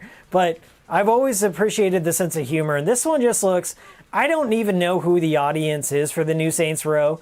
Like, I don't think Zoomers would find this cool. Like, it feels very pandering to a gamer that might not exist, is my thing. It just feels so generic and sanitized. Okay, maybe it may be cool in the end, but the trailers that I saw on it, like, there wasn't enough gameplay to like wet my whistle. And I just don't know what their aim is for it. Like, what kind of story are they trying to tell? Are you going to be a badass gangster running the block with crazy weapons like a fart in a jar or a dubstep gun or big flopping dildos and stuff? Like, Saints Row, you could just be whatever you wanted to be, right? You just be whatever you wanted to be, cause chaos and mayhem, take over the block, San Andreas style. I don't know if that's what they're promising. And then they came out and said like, oh, well, it's just a few vocal minority people out here just yelling about how bad our game looks, but you'll buy it anyway. I don't know that people will. I just don't know that people will. I don't like soft reboots in general. It's bold. It's bold to tie it back, to drive it back around to No More Heroes 3. It's bold that a game like No More Heroes 3 has a 3 at the end of it. That's willing to go out and say, this is the 3rd game in a franchise that's been running almost 2 decades now. That's in itself is brave to do, to have a long-running franchise. In a world where there's soft reboots and derivatives and Western remakes and stuff, you know, it just runs rampant. And this is not just gaming. This applies to freaking movies and comics and stuff like that. The freaking soft reboot or the shitty, like, I don't know, low effort animation. You see it in cartoons especially. It's like, dude, this is like how desperate I am for content. I downloaded like all the seasons of Cat Dog and Angry Beavers and Aw Real Monsters, Are You Afraid of the Dark, Pete and Pete. I got my whole playlist of classic Nickelodeon. After I watched that documentary called The Orange Years, I'm like, this content is nowhere to be found. I gotta curate it myself, because now a lot of big networks are having second thoughts. They're having second thoughts about things that existed in the 90s, and they're deleting episodes. Even South Park had this happen. Like, there's a couple of episodes of South Park that the networks took down that you can only get through torrenting. You can't get it on physical media. So I've been kind of on a lost media kick. Just shit from my childhood that's just not out there anymore. It's just not that out there. You can't buy it on DVD. You can't buy it on Blu-ray. So you have to go to other sources, the dollar store, if you will. And I've just been kind of building a playlist of shit I grew up with, and then rewatching stuff. Old, like, MTV animation. There's a review on my channel of Mission Hill is one of those. You can't get the original version of Mission Hill because they had licensed music and they did not relicense it for the show. So you have to get the old rips and shit. And that's kind of the sad state of game preservation, television preservation. You have to go to, like, secondhand sources, as it were, to get the good stuff as it was originally edited. And that's a big thing for me. Like, I edit content all the time. One of my best friends out there on the internet, Captain Psychopath, I've collaborated with him multiple times. One of the things we collaborated on has been censored and pulled down from YouTube for a joke. About a certain American tragedy. As an American who's visited Ground Zero, I'm completely cool. I think there's been enough time passed to make a joke about a certain American tragedy.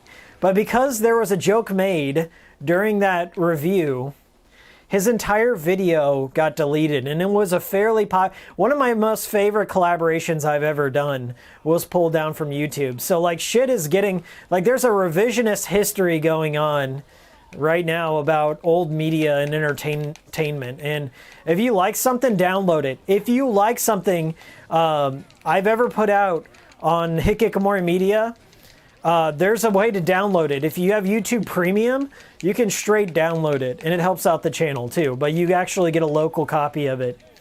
Just a way of doing it, but that's kind of how things are nowadays. Like, it gets pulled. I've had stuff flagged by YouTube multiple times. It's really disheartening because, like, you think you make something that's just, like, maybe on the borderline of inappropriate, but it's not. Like, he didn't take it to that edge, and it's just been taken down or struck by YouTube.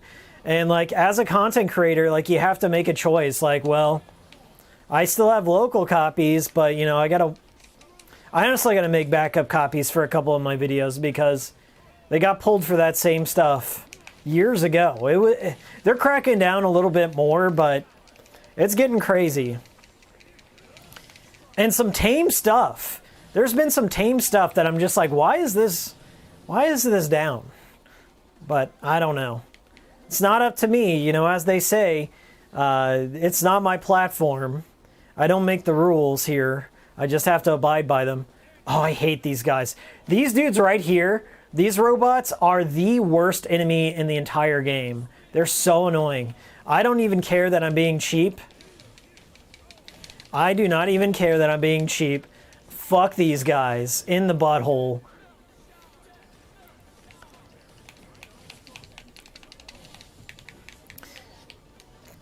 Oh shit, invincible mode, let's go!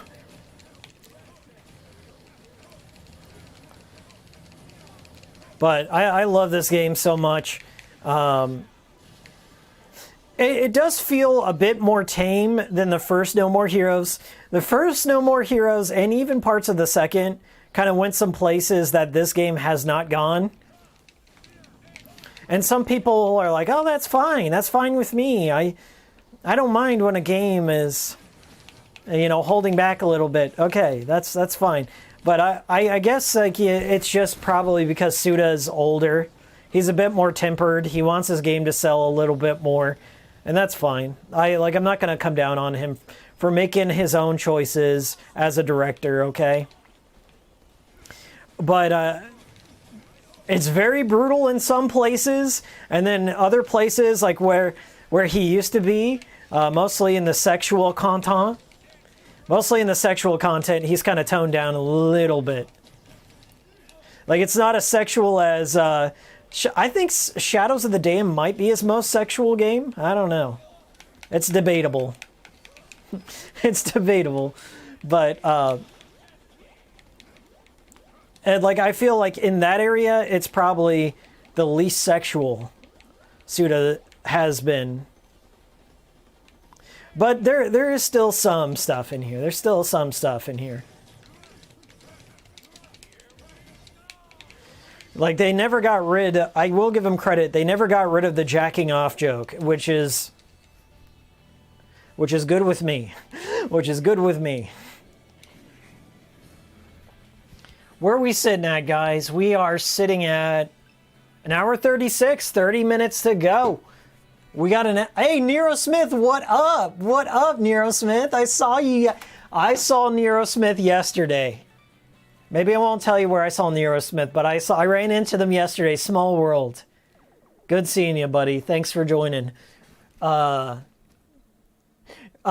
joke at the end of the video made you subscribe. Oh, at the end of the cockpit video? Well, I'm glad you enjoyed it. Yeah, I enjoyed writing that. I wrote that. It's my fault.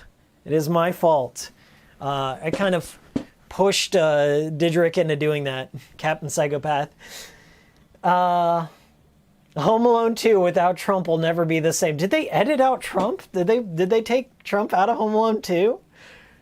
Did they? His scene is just so, like, not important to the plot. He just gives Kevin directions.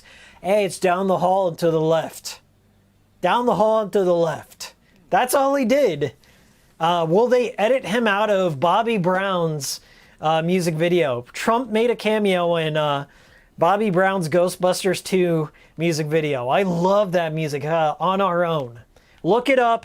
Music video, On Our Own by Bobby Brown. Bobby Brown, king of New Jack Swing. King of New Jack Swing. But yeah, Trump made a cameo in that. Trump made a cameo in a Pizza Hut commercial. The stuffed crust Pizza Hut. You just ate it from the back. It's a good commercial, okay? I don't know. Say what you will about him. I'm not a fan of, like, revising works in general. I just never think it works out. Like, E.T. has been revised. Star Wars famously has been revised. There's been multiple edits of Blade Runner. The first one still hasn't found a good edit, in my opinion. There's just really... I like the follow-up to Blade Runner. What is it, 2048 or whatever? I really like the sequel more than the original. If you're gonna make an edit of your videos, just have the original around too.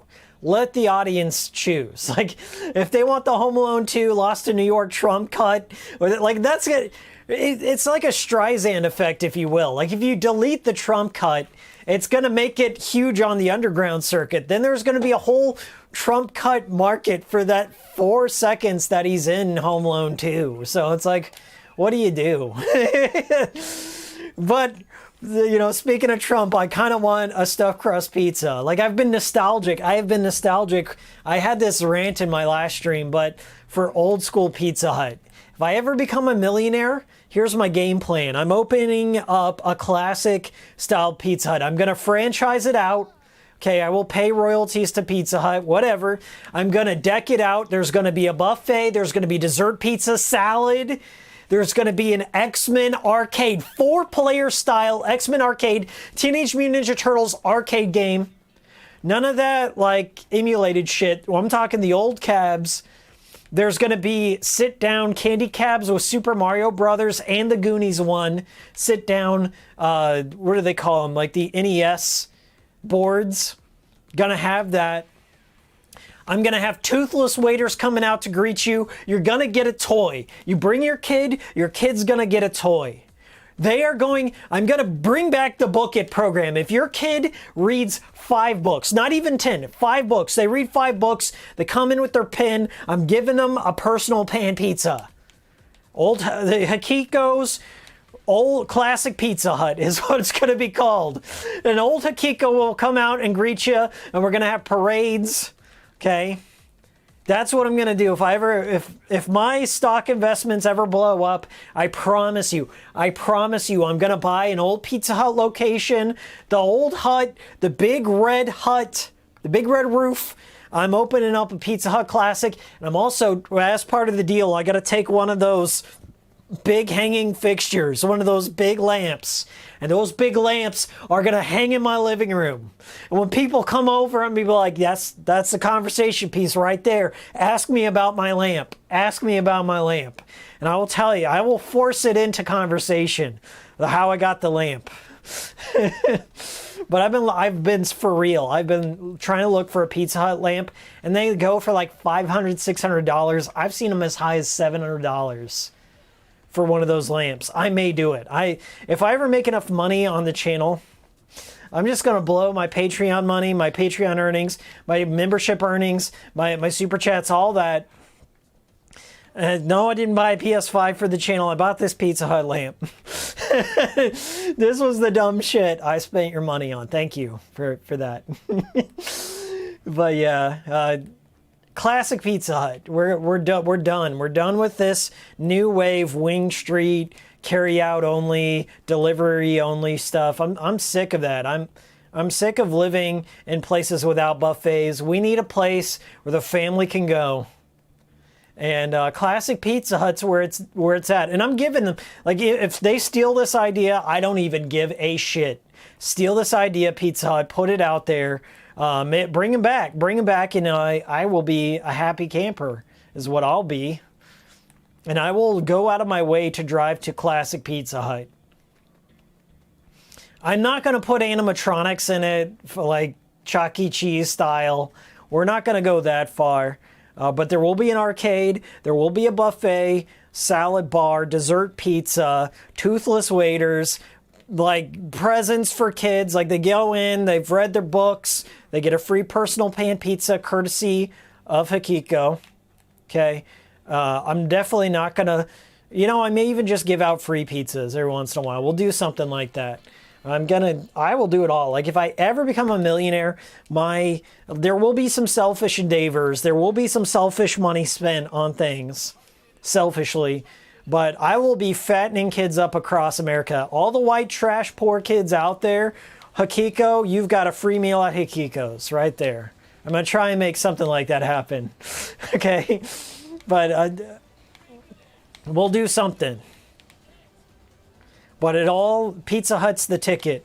Pizza Hut's the ticket. I got to bring back old Pizza Hut the way it was. There really aren't too many like buffets anymore. Like a lot of COVID ruined and just shut down a lot of buffets. Some of them are opening back up. Some of them are, but only like the big chains and stuff like that. The worst, I will tell you. Speaking from experience, I love buffets. Buffets are like, when I was growing up as a kid, nothing more cooler than my mom taking me to the Chinese buffets. Crab ragoons, egg drop soup, dipping it in the red sauce, dipping the crab ragoons in the red sauce. Get out of town. Sweet and sour chicken. You get all those weird mussels and the shells. You scoop up your rice. Good God. I love Chinese buffets. And buffet culture was kind of on the decline. I'm supporting buffets almost exclusively when we come out of this shit. I love buffets. One of my favorite buffets, my friend Ryan took me to this buffet where it was half Mexican buffet and half Chinese buffet. And in that restaurant, they had amazing enchiladas and French fries. I gotta say, a little pro tip. If you go to a Chinese buffet, don't sleep on the French fries. I don't know what it is, but every Chinese buffet I've been to, those French fries are heavenly. I think they fry them in the same stuff they do the fried donuts. You know what I'm talking about? Those like just fried dough. It's fried dough with sugar in it. Those fried donuts, they fry the French fries in them. They're a little bit sweet and crispy. But I went to this like half Mexican, half Chinese buffet. You could just like dump nacho cheese over your crab rangoons. It was great. I would recommend it. But yeah, support your local buffets when you can. We got to bring them back, man. But that was my favorite thing. Like me and my mom on the weekend, she'd take me to a buffet, load me up with some quarters. There would be a break. There would be a natural break. Like after dinner was served, okay, she'd order dessert. That was my time to go waste all my quarters at the arcade. And then she'd bring out one of those delicious sweet pizzas. Ooh. Got to bring it back. And I'm bringing it back. One dono at a time. Hikiko has some hot takes on things I never thought about. I'm glad to hear it, man. Kirk, I gained so much weight off of Book It and Goosebumps. Goosebumps! Dude, I had a Goosebumps collection. I think it's in my garage somewhere. I literally had like the first 100 line of Goosebumps. And I think they're worth something nowadays. But I read those things cover to cover. My favorite Goosebumps books were the Choose Your Own Adventure ones, because it was kind of like a video game, you know, the multiple choices and ending up in dead ends and then keeping multiple bookmarks and trying to cheese it and get out alive. Oh, there's some really good ones. My first ever Goosebumps was given to me as a gift for one of my birthday parties from my friend. He got me the Barking Ghost. So I'm always nostalgic for that cover, but whoever did the cover art on all the Goosebumps, phenomenal job. Like, they're almost worth collecting just because the cover art is just so beautiful. The cover art was always more promising than the actual story. Say Cheese and Die, It Came From Beneath the Sink, Monster Blood, hell yeah. Hell yeah, man. Goosebumps rules. The Jack Black Goosebumps movie was pretty funny. I actually enjoyed it. It's not as good as the TV show. Back when I was a teacher, for Halloween, I had my students, as an incentive, vote on if they wanted to watch an episode of Goosebumps or something other scary, and they voted on Goosebumps. So we watched a couple episodes of Goosebumps, and we found out Ryan Gosling was in one of those early episodes. So yeah, me and my students, we watched that. Oh, and I don't know if I told you guys this, but on my last day of teaching, we like one of my classes voted on watching a movie, so we watched Good Burger, and then we had a Super Smash Brothers tournament. Smash 4 on the Wii U is what we did. So I introduced some of my students to Good Burger, so we watched that, and we also, like, I completely took them on in a tournament bracket as Ike. I wiped the floor. I did not go easy on my students. I was Ike, wiped the floor as Ike, and we all had pizza and cake and cookies, and we went all out. I'll always cherish that memory. But yeah, we watched Goosebumps. We did some hella crazy stuff. I feel bad for kids nowadays because now they have like Zoom classrooms, and all they have to look forward to is like maybe a kid will bust out a vape, or maybe like their teacher's wife will yell at them for something and cuck them in front of their students. Like, that's what they got to look forward to. You know, you can't stream movies. I don't think you can stream movies on Zoom. There might be some copyright laws in place. Telltale copied Goosebumps interactive stories. Well, there was always Choose Your Own Adventures. Like, there were old PC adventure games back in the day, like Zork on my old Apple II. You know, it's been around. There's always been Choose Your Own Adventures. I just saw the Suda Guide-In video called The Freedom to Fail. It was great. Thank you so much. Master Chief, are you a new subscriber? Thank you so much for watching that. I love it when people watch my old shit. I've curated my own playlists on my channel. Just go to my main page. They're all there. Really watch the Suda playlist, the Grasshopper B-sides. It'll lead into No More Heroes 3. But thank you so much for watching that. I appreciate it. However, one of the dumb troll who gave one dislike on your video, good. I mean, I got some sort of reaction out of it, so that's always positive. Don't sweat it, man. I'm proud of that video. And I've had some channels that I respect that have come by and said, I really like this video. You should make some more. So I think I might make some more. I just might make some more. How about that? How about them apples? I really like it. Suda's kind of like he's got so many interesting things going on in his career that it's hard to kind of weave the whole tapestry of where do your ideas come from and all that. That would be some crazy video to like trace every film reference and every anime and every wrestler that he's referencing and stuff like that. Like, it would be impossible. It could happen, but you'd have to like make it quick. Like, okay, he's referencing this. Like every one of his games, there's at least 700 references. What rank are we at? I'm on rank 2. I got one more to go. I got the final boss at this. I'll show you my stats. I just got to get my Death Glove up. I'm grinding for money. I'm grinding for World in Supernova, which is the experience. I'm gonna like max out. Let's see where we are. Records. 22 hours in. Almost 100 saves. I've got a lot of distance. All the trees, all the scorpions, all the Deathman, all of Jean's kittens. I got all the doppelgangers, t-shirts. Where are my t-shirts? 75 out of 100, 25 more to go. I think I'll be able to do that this week. I got to do the gachapon. We'll end the stream with doing some gachapon. We'll have a little random element for you guys. And everyone watching the archive. I hope this looks good. I hope the effort I put into designing this, all this, was worth it, and that it's aesthetically pleasing and not annoying. I took some feedback. Somebody came up to me and said, hey, my old layout was a tad claustrophobic. Like, I took up like a third of the screen.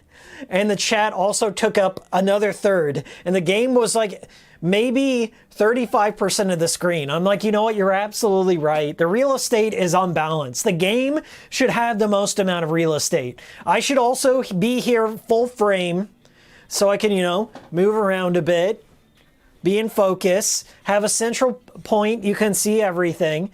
The chat has to be here. No ifs, ands, or buts. The chat has to be here. Chat is part of this. That's like, I will not buckle on that point. There are some people that are like, I hate it when chat's on there. Chat is part of it. Like, that's a stream. If people did not fund this channel, and if people weren't members and had all the badges and super chats and stuff like that, there would be no channel. Like, that's what pays for this lighting and everything like that. And you guys are a part of this. You guys are a part of this. So thanks for being here. And I wouldn't have anywhere to bounce off of. It would just be me playing a game.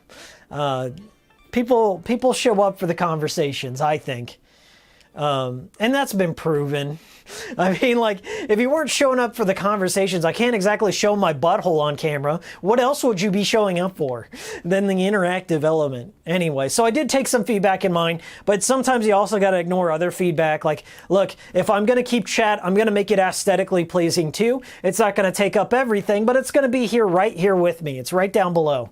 You got the logos right here, so you know what you're watching. You got it all. Also, I picked the very TV I'm using. The very TV I'm using is the exact basis for this TV that I made here.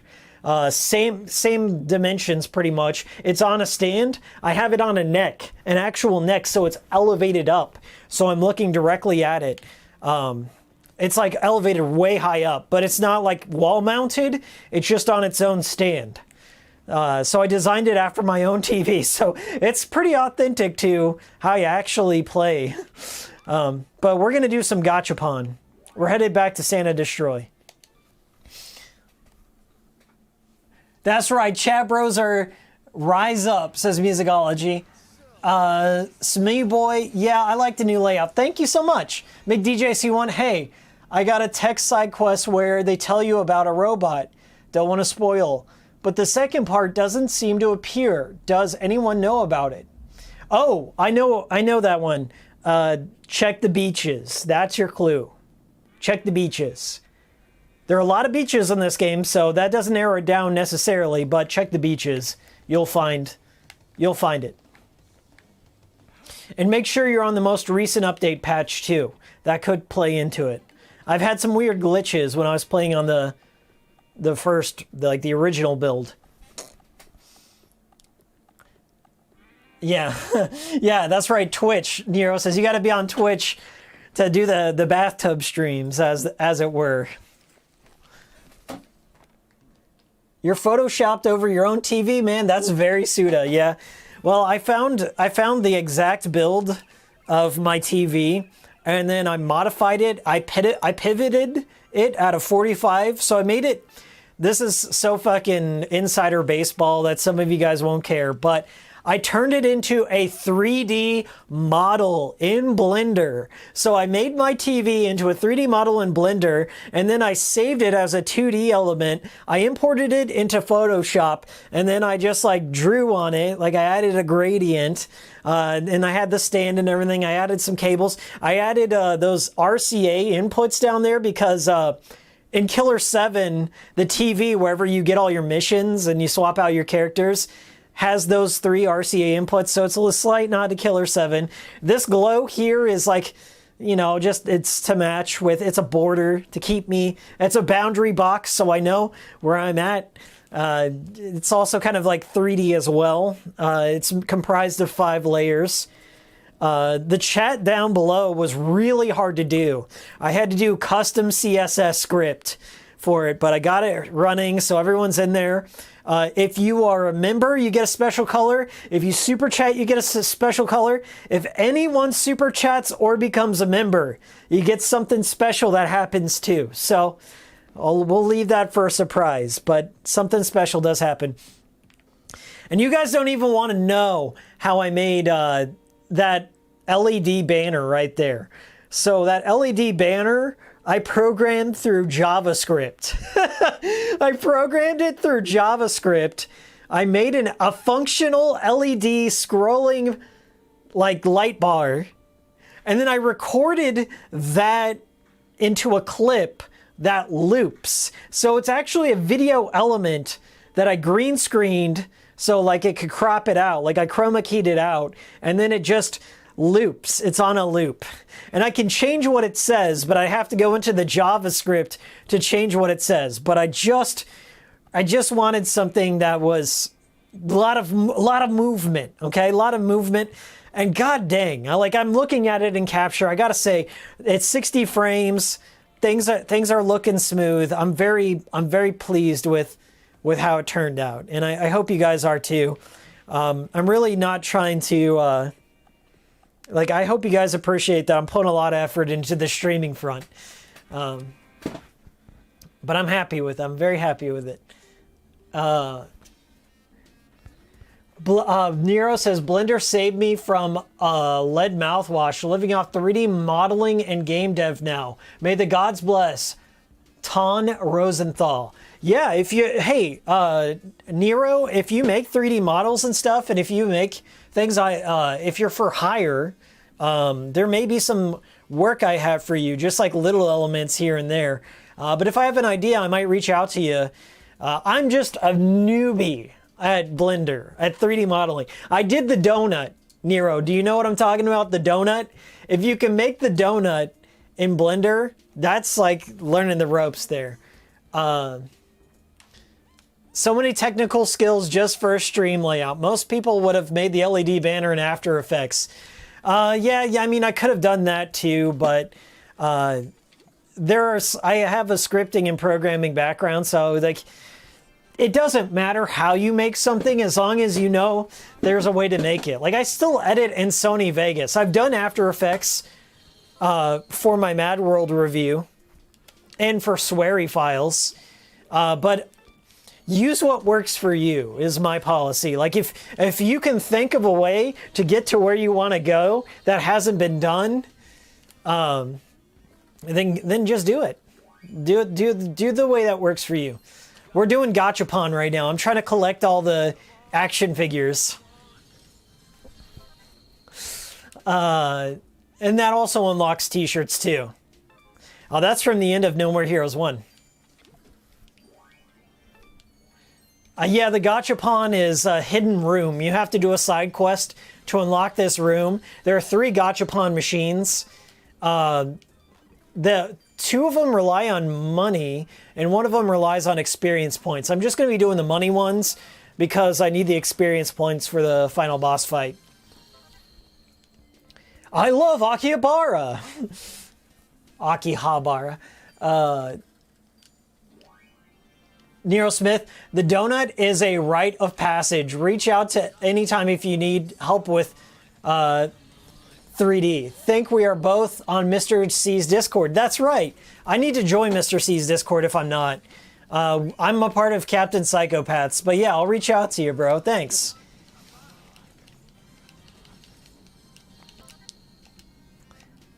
Wow, yeah, well, that's Destroy Man from No More Heroes 2. I love that fight. Those Shinobu levels are great. Come on!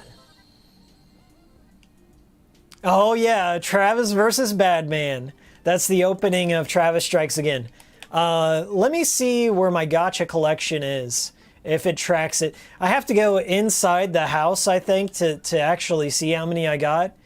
I'm not sure that it's tallied here. Okay, let's do 10 more. We'll do 10 more. We'll go into Travis's apartment and see what I got. All these figures do appear in Travis's apartment on the top floor. So there's 3 layers to Travis's apartment. There's the No More Heroes 1 and 2 apartment, which he just owns in the motel. The second floor is like where the main hub is for No More Heroes 3. And the bottom floor is like a laboratory / burger suplex. Wild Onion Chase, missed opportunity to have no playable bad girl in this game. Oh, I don't know. I can't tell you. I haven't 100%ed it, so no spoilers, my friend. Mr. Chief Snake, well, it's 4. I gotta go now. Bye. Later, bro. Well, it's 6 where I am, so thanks for joining. Thanks for watching Suda Gaiden. I'll have a No More Heroes 3 video out very soon. Maybe like early next month, I'll say. But the spoiler, I love it. But what did you expect? Gotcha rocks. We're gonna go check out my gotcha collection right now. And then it's about dinner time for old Hikiko. So if you have any questions, please ask him now. I'm gonna do my shout outs. Also,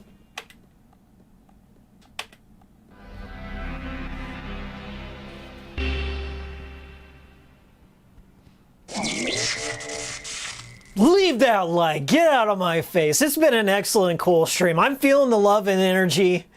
I'm a lot happier than I was last cool stream. Partially because I got a new friend. I got a new animal pal. Her name is Pepper. I posted a picture of her up on Twitter. You can follow me. There's a link tree down below, but you can follow me.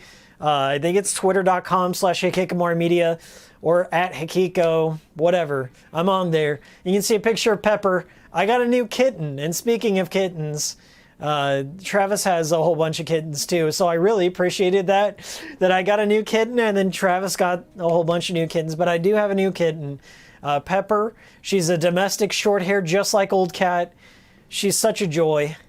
She's such a sweetheart. She's a wild one too. Pepper, Pepper, like the actual chili pepper, like a chili pepper. But you can also call her Pepper like the spice or whatever, but she's Pepper. I adopted her. I got her out of a pretty bad situation, I'll say that. She had an eye infection when I got her. I took her to the vet like the third day I got her. The vet gave her the clean bill of health. I got to give her eye medicine right now to clear up her eye infection, but I think she's doing good. She's very healthy, very funny. Super funny cat. Been playing a lot with her. I would have had her on the stream, but she's still kind of a little young.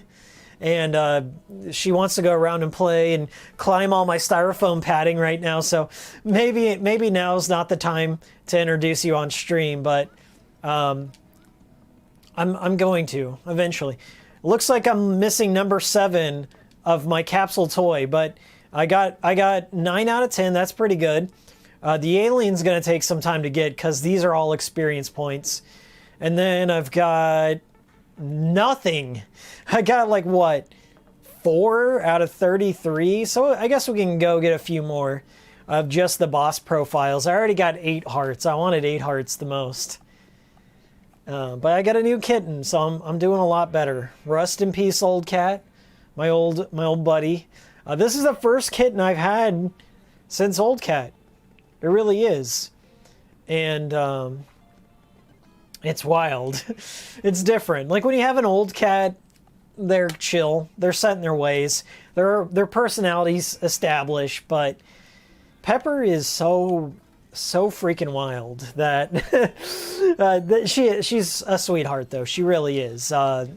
Very cuddly. Lets me carry her around, like sling her around my shoulder, rock her, and she always wants to cuddle. And I was playing a game in my living room the other night. Like the first day I got her, she was all freaked out in the car.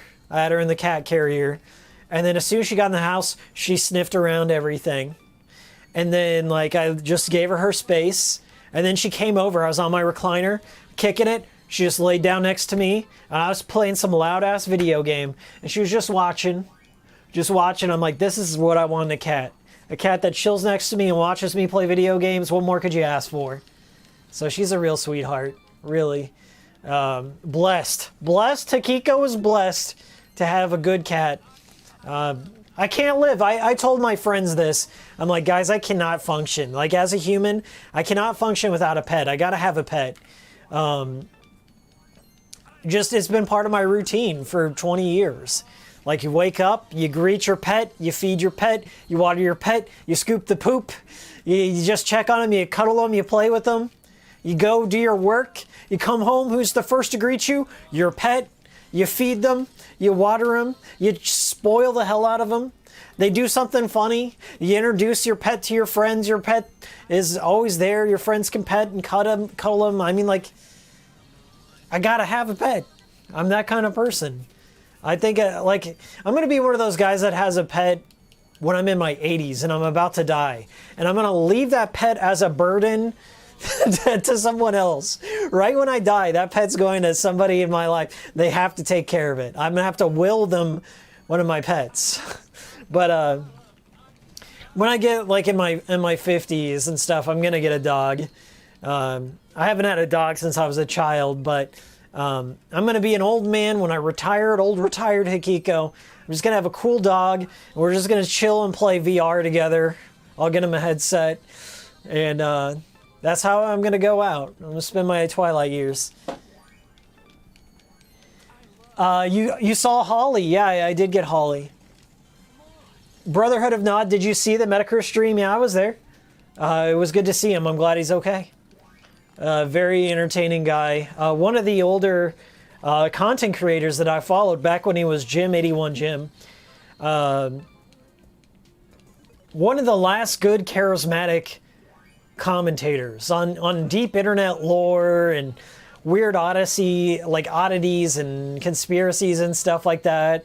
His coverage of the coronavirus was so funny. Like he turned something that was terrifying into something funny, and I just hope he's doing okay and that he's not getting like poked and prodded too much, because I know he's got it sounds like a terminal illness. They can't really diagnose what it is, but it sounds like he's going through some hard times and he just needed some space. And I'm glad he came back, because it's really hard to take a break from making content and then doing streams all the time. Like even me, like going off for a week or something, I feel guilty, but I imagine like he felt like it probably took a lot for him to like get back on the saddle, and I'm glad he did, because it was a funny stream.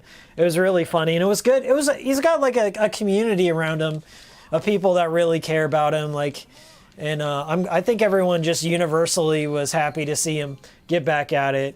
So that's all I gotta say. I hope he does another one, but if he doesn't, that's his choice. I completely understand. Because I've known people that have battled terminal illnesses, and it can be draining. Like even just having a cough, even having diarrhea for a day can be draining. Like I don't want to stream if I got diarrhea, let alone cancer. Jeez. So yeah, show him some love, buy a shirt, buy a hat. I may buy a shirt. I think I might buy a shirt. I don't give a shit. I'm gonna buy a shirt. Nobody's gonna understand what it is, but I'm gonna buy one. If it helps out. Because you guys gotta understand, American medical care is fucking against the average American, okay? The deck is stacked against us. It's a for-profit industry. He probably is just under a mountain of debt and pain all the time. And so if you like his content, support him. That's my piece on it.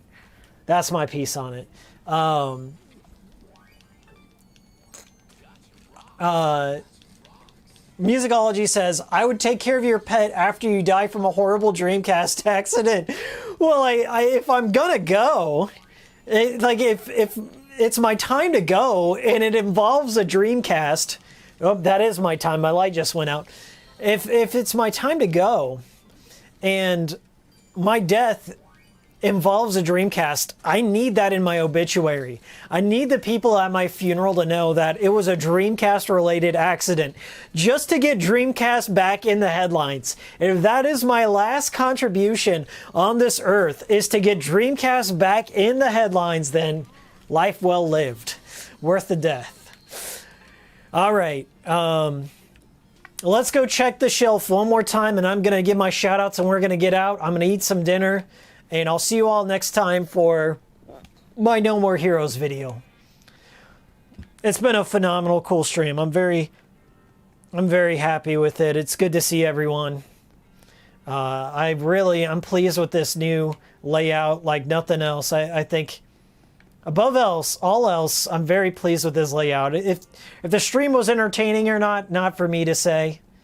Maybe somebody on the archive will be like, yeah, I chuckled. I gave a brief chortle or something in the comments below. Let me know, future person. Oh wait, that's not the shelf. The shelf is on the second floor, duh. Later, Hikiko, love you, man. Later, J-Spot. Nero, this stream was a bit black pill, but my last stream was a little black pill, if we're being real. I mean, sometimes you gotta vent. You gotta let it out there. You gotta let the poison out there and let people know that it can be cathartic. It can be cathartic to let people know that, you know, you're seeing the shit that's out there in the world and you're also going through it. And we're all kind of going in the same boat in a lot of ways. So I'm glad he said some of the stuff he did and just like let it out. All right, so I kind of filled out this collection quite a bit. I'm very, very excited to see some of these faces around here. I think this is Holly. There she is. The texture's got to load, but she has some textures, I know. Or maybe not on this figure. The texture pop-in is kind of a thing.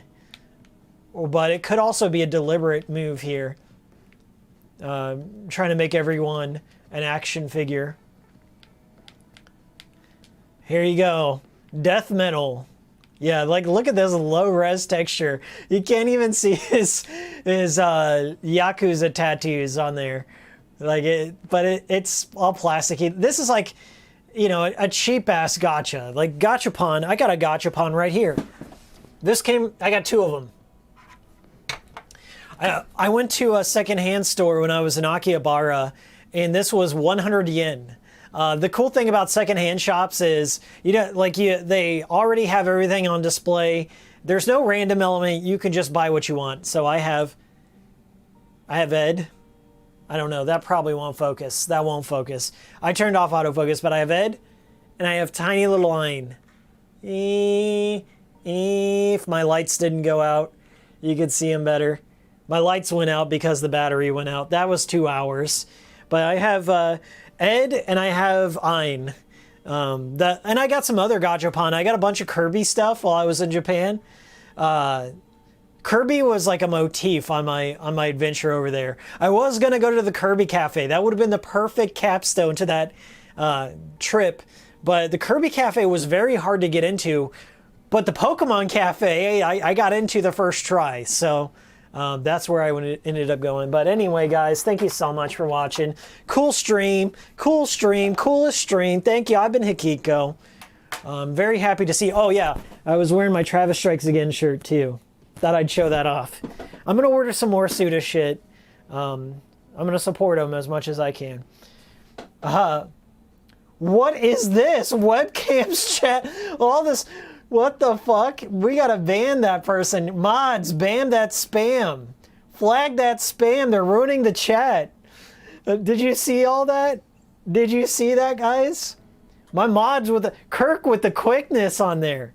We had some like naked girls webcam spam there. Damn, mods, thank you with the quickness. That's really the hard rule for my chat. Like, just don't spam shit. And that was a bot, obviously. So, right at the very end. Right at the very end. Okay. Well, let's give some shout outs. Thank you so much for the super chats and the memberships. I know Swagmaster Keke, I saw that in my noties, became a member. Brotherhood of Nods in here. We got Mick DJC1, Mecha Shadow, Oakland, Nero Smith, Musicology. Kirk was in here, my mod.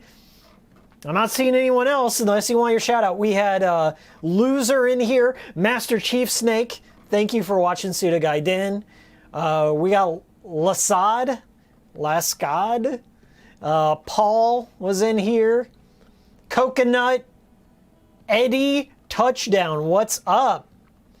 Eddie Touchdown, I'm sorry I didn't see your message. Mr. Greedius. IRL Glitch Guy was in here.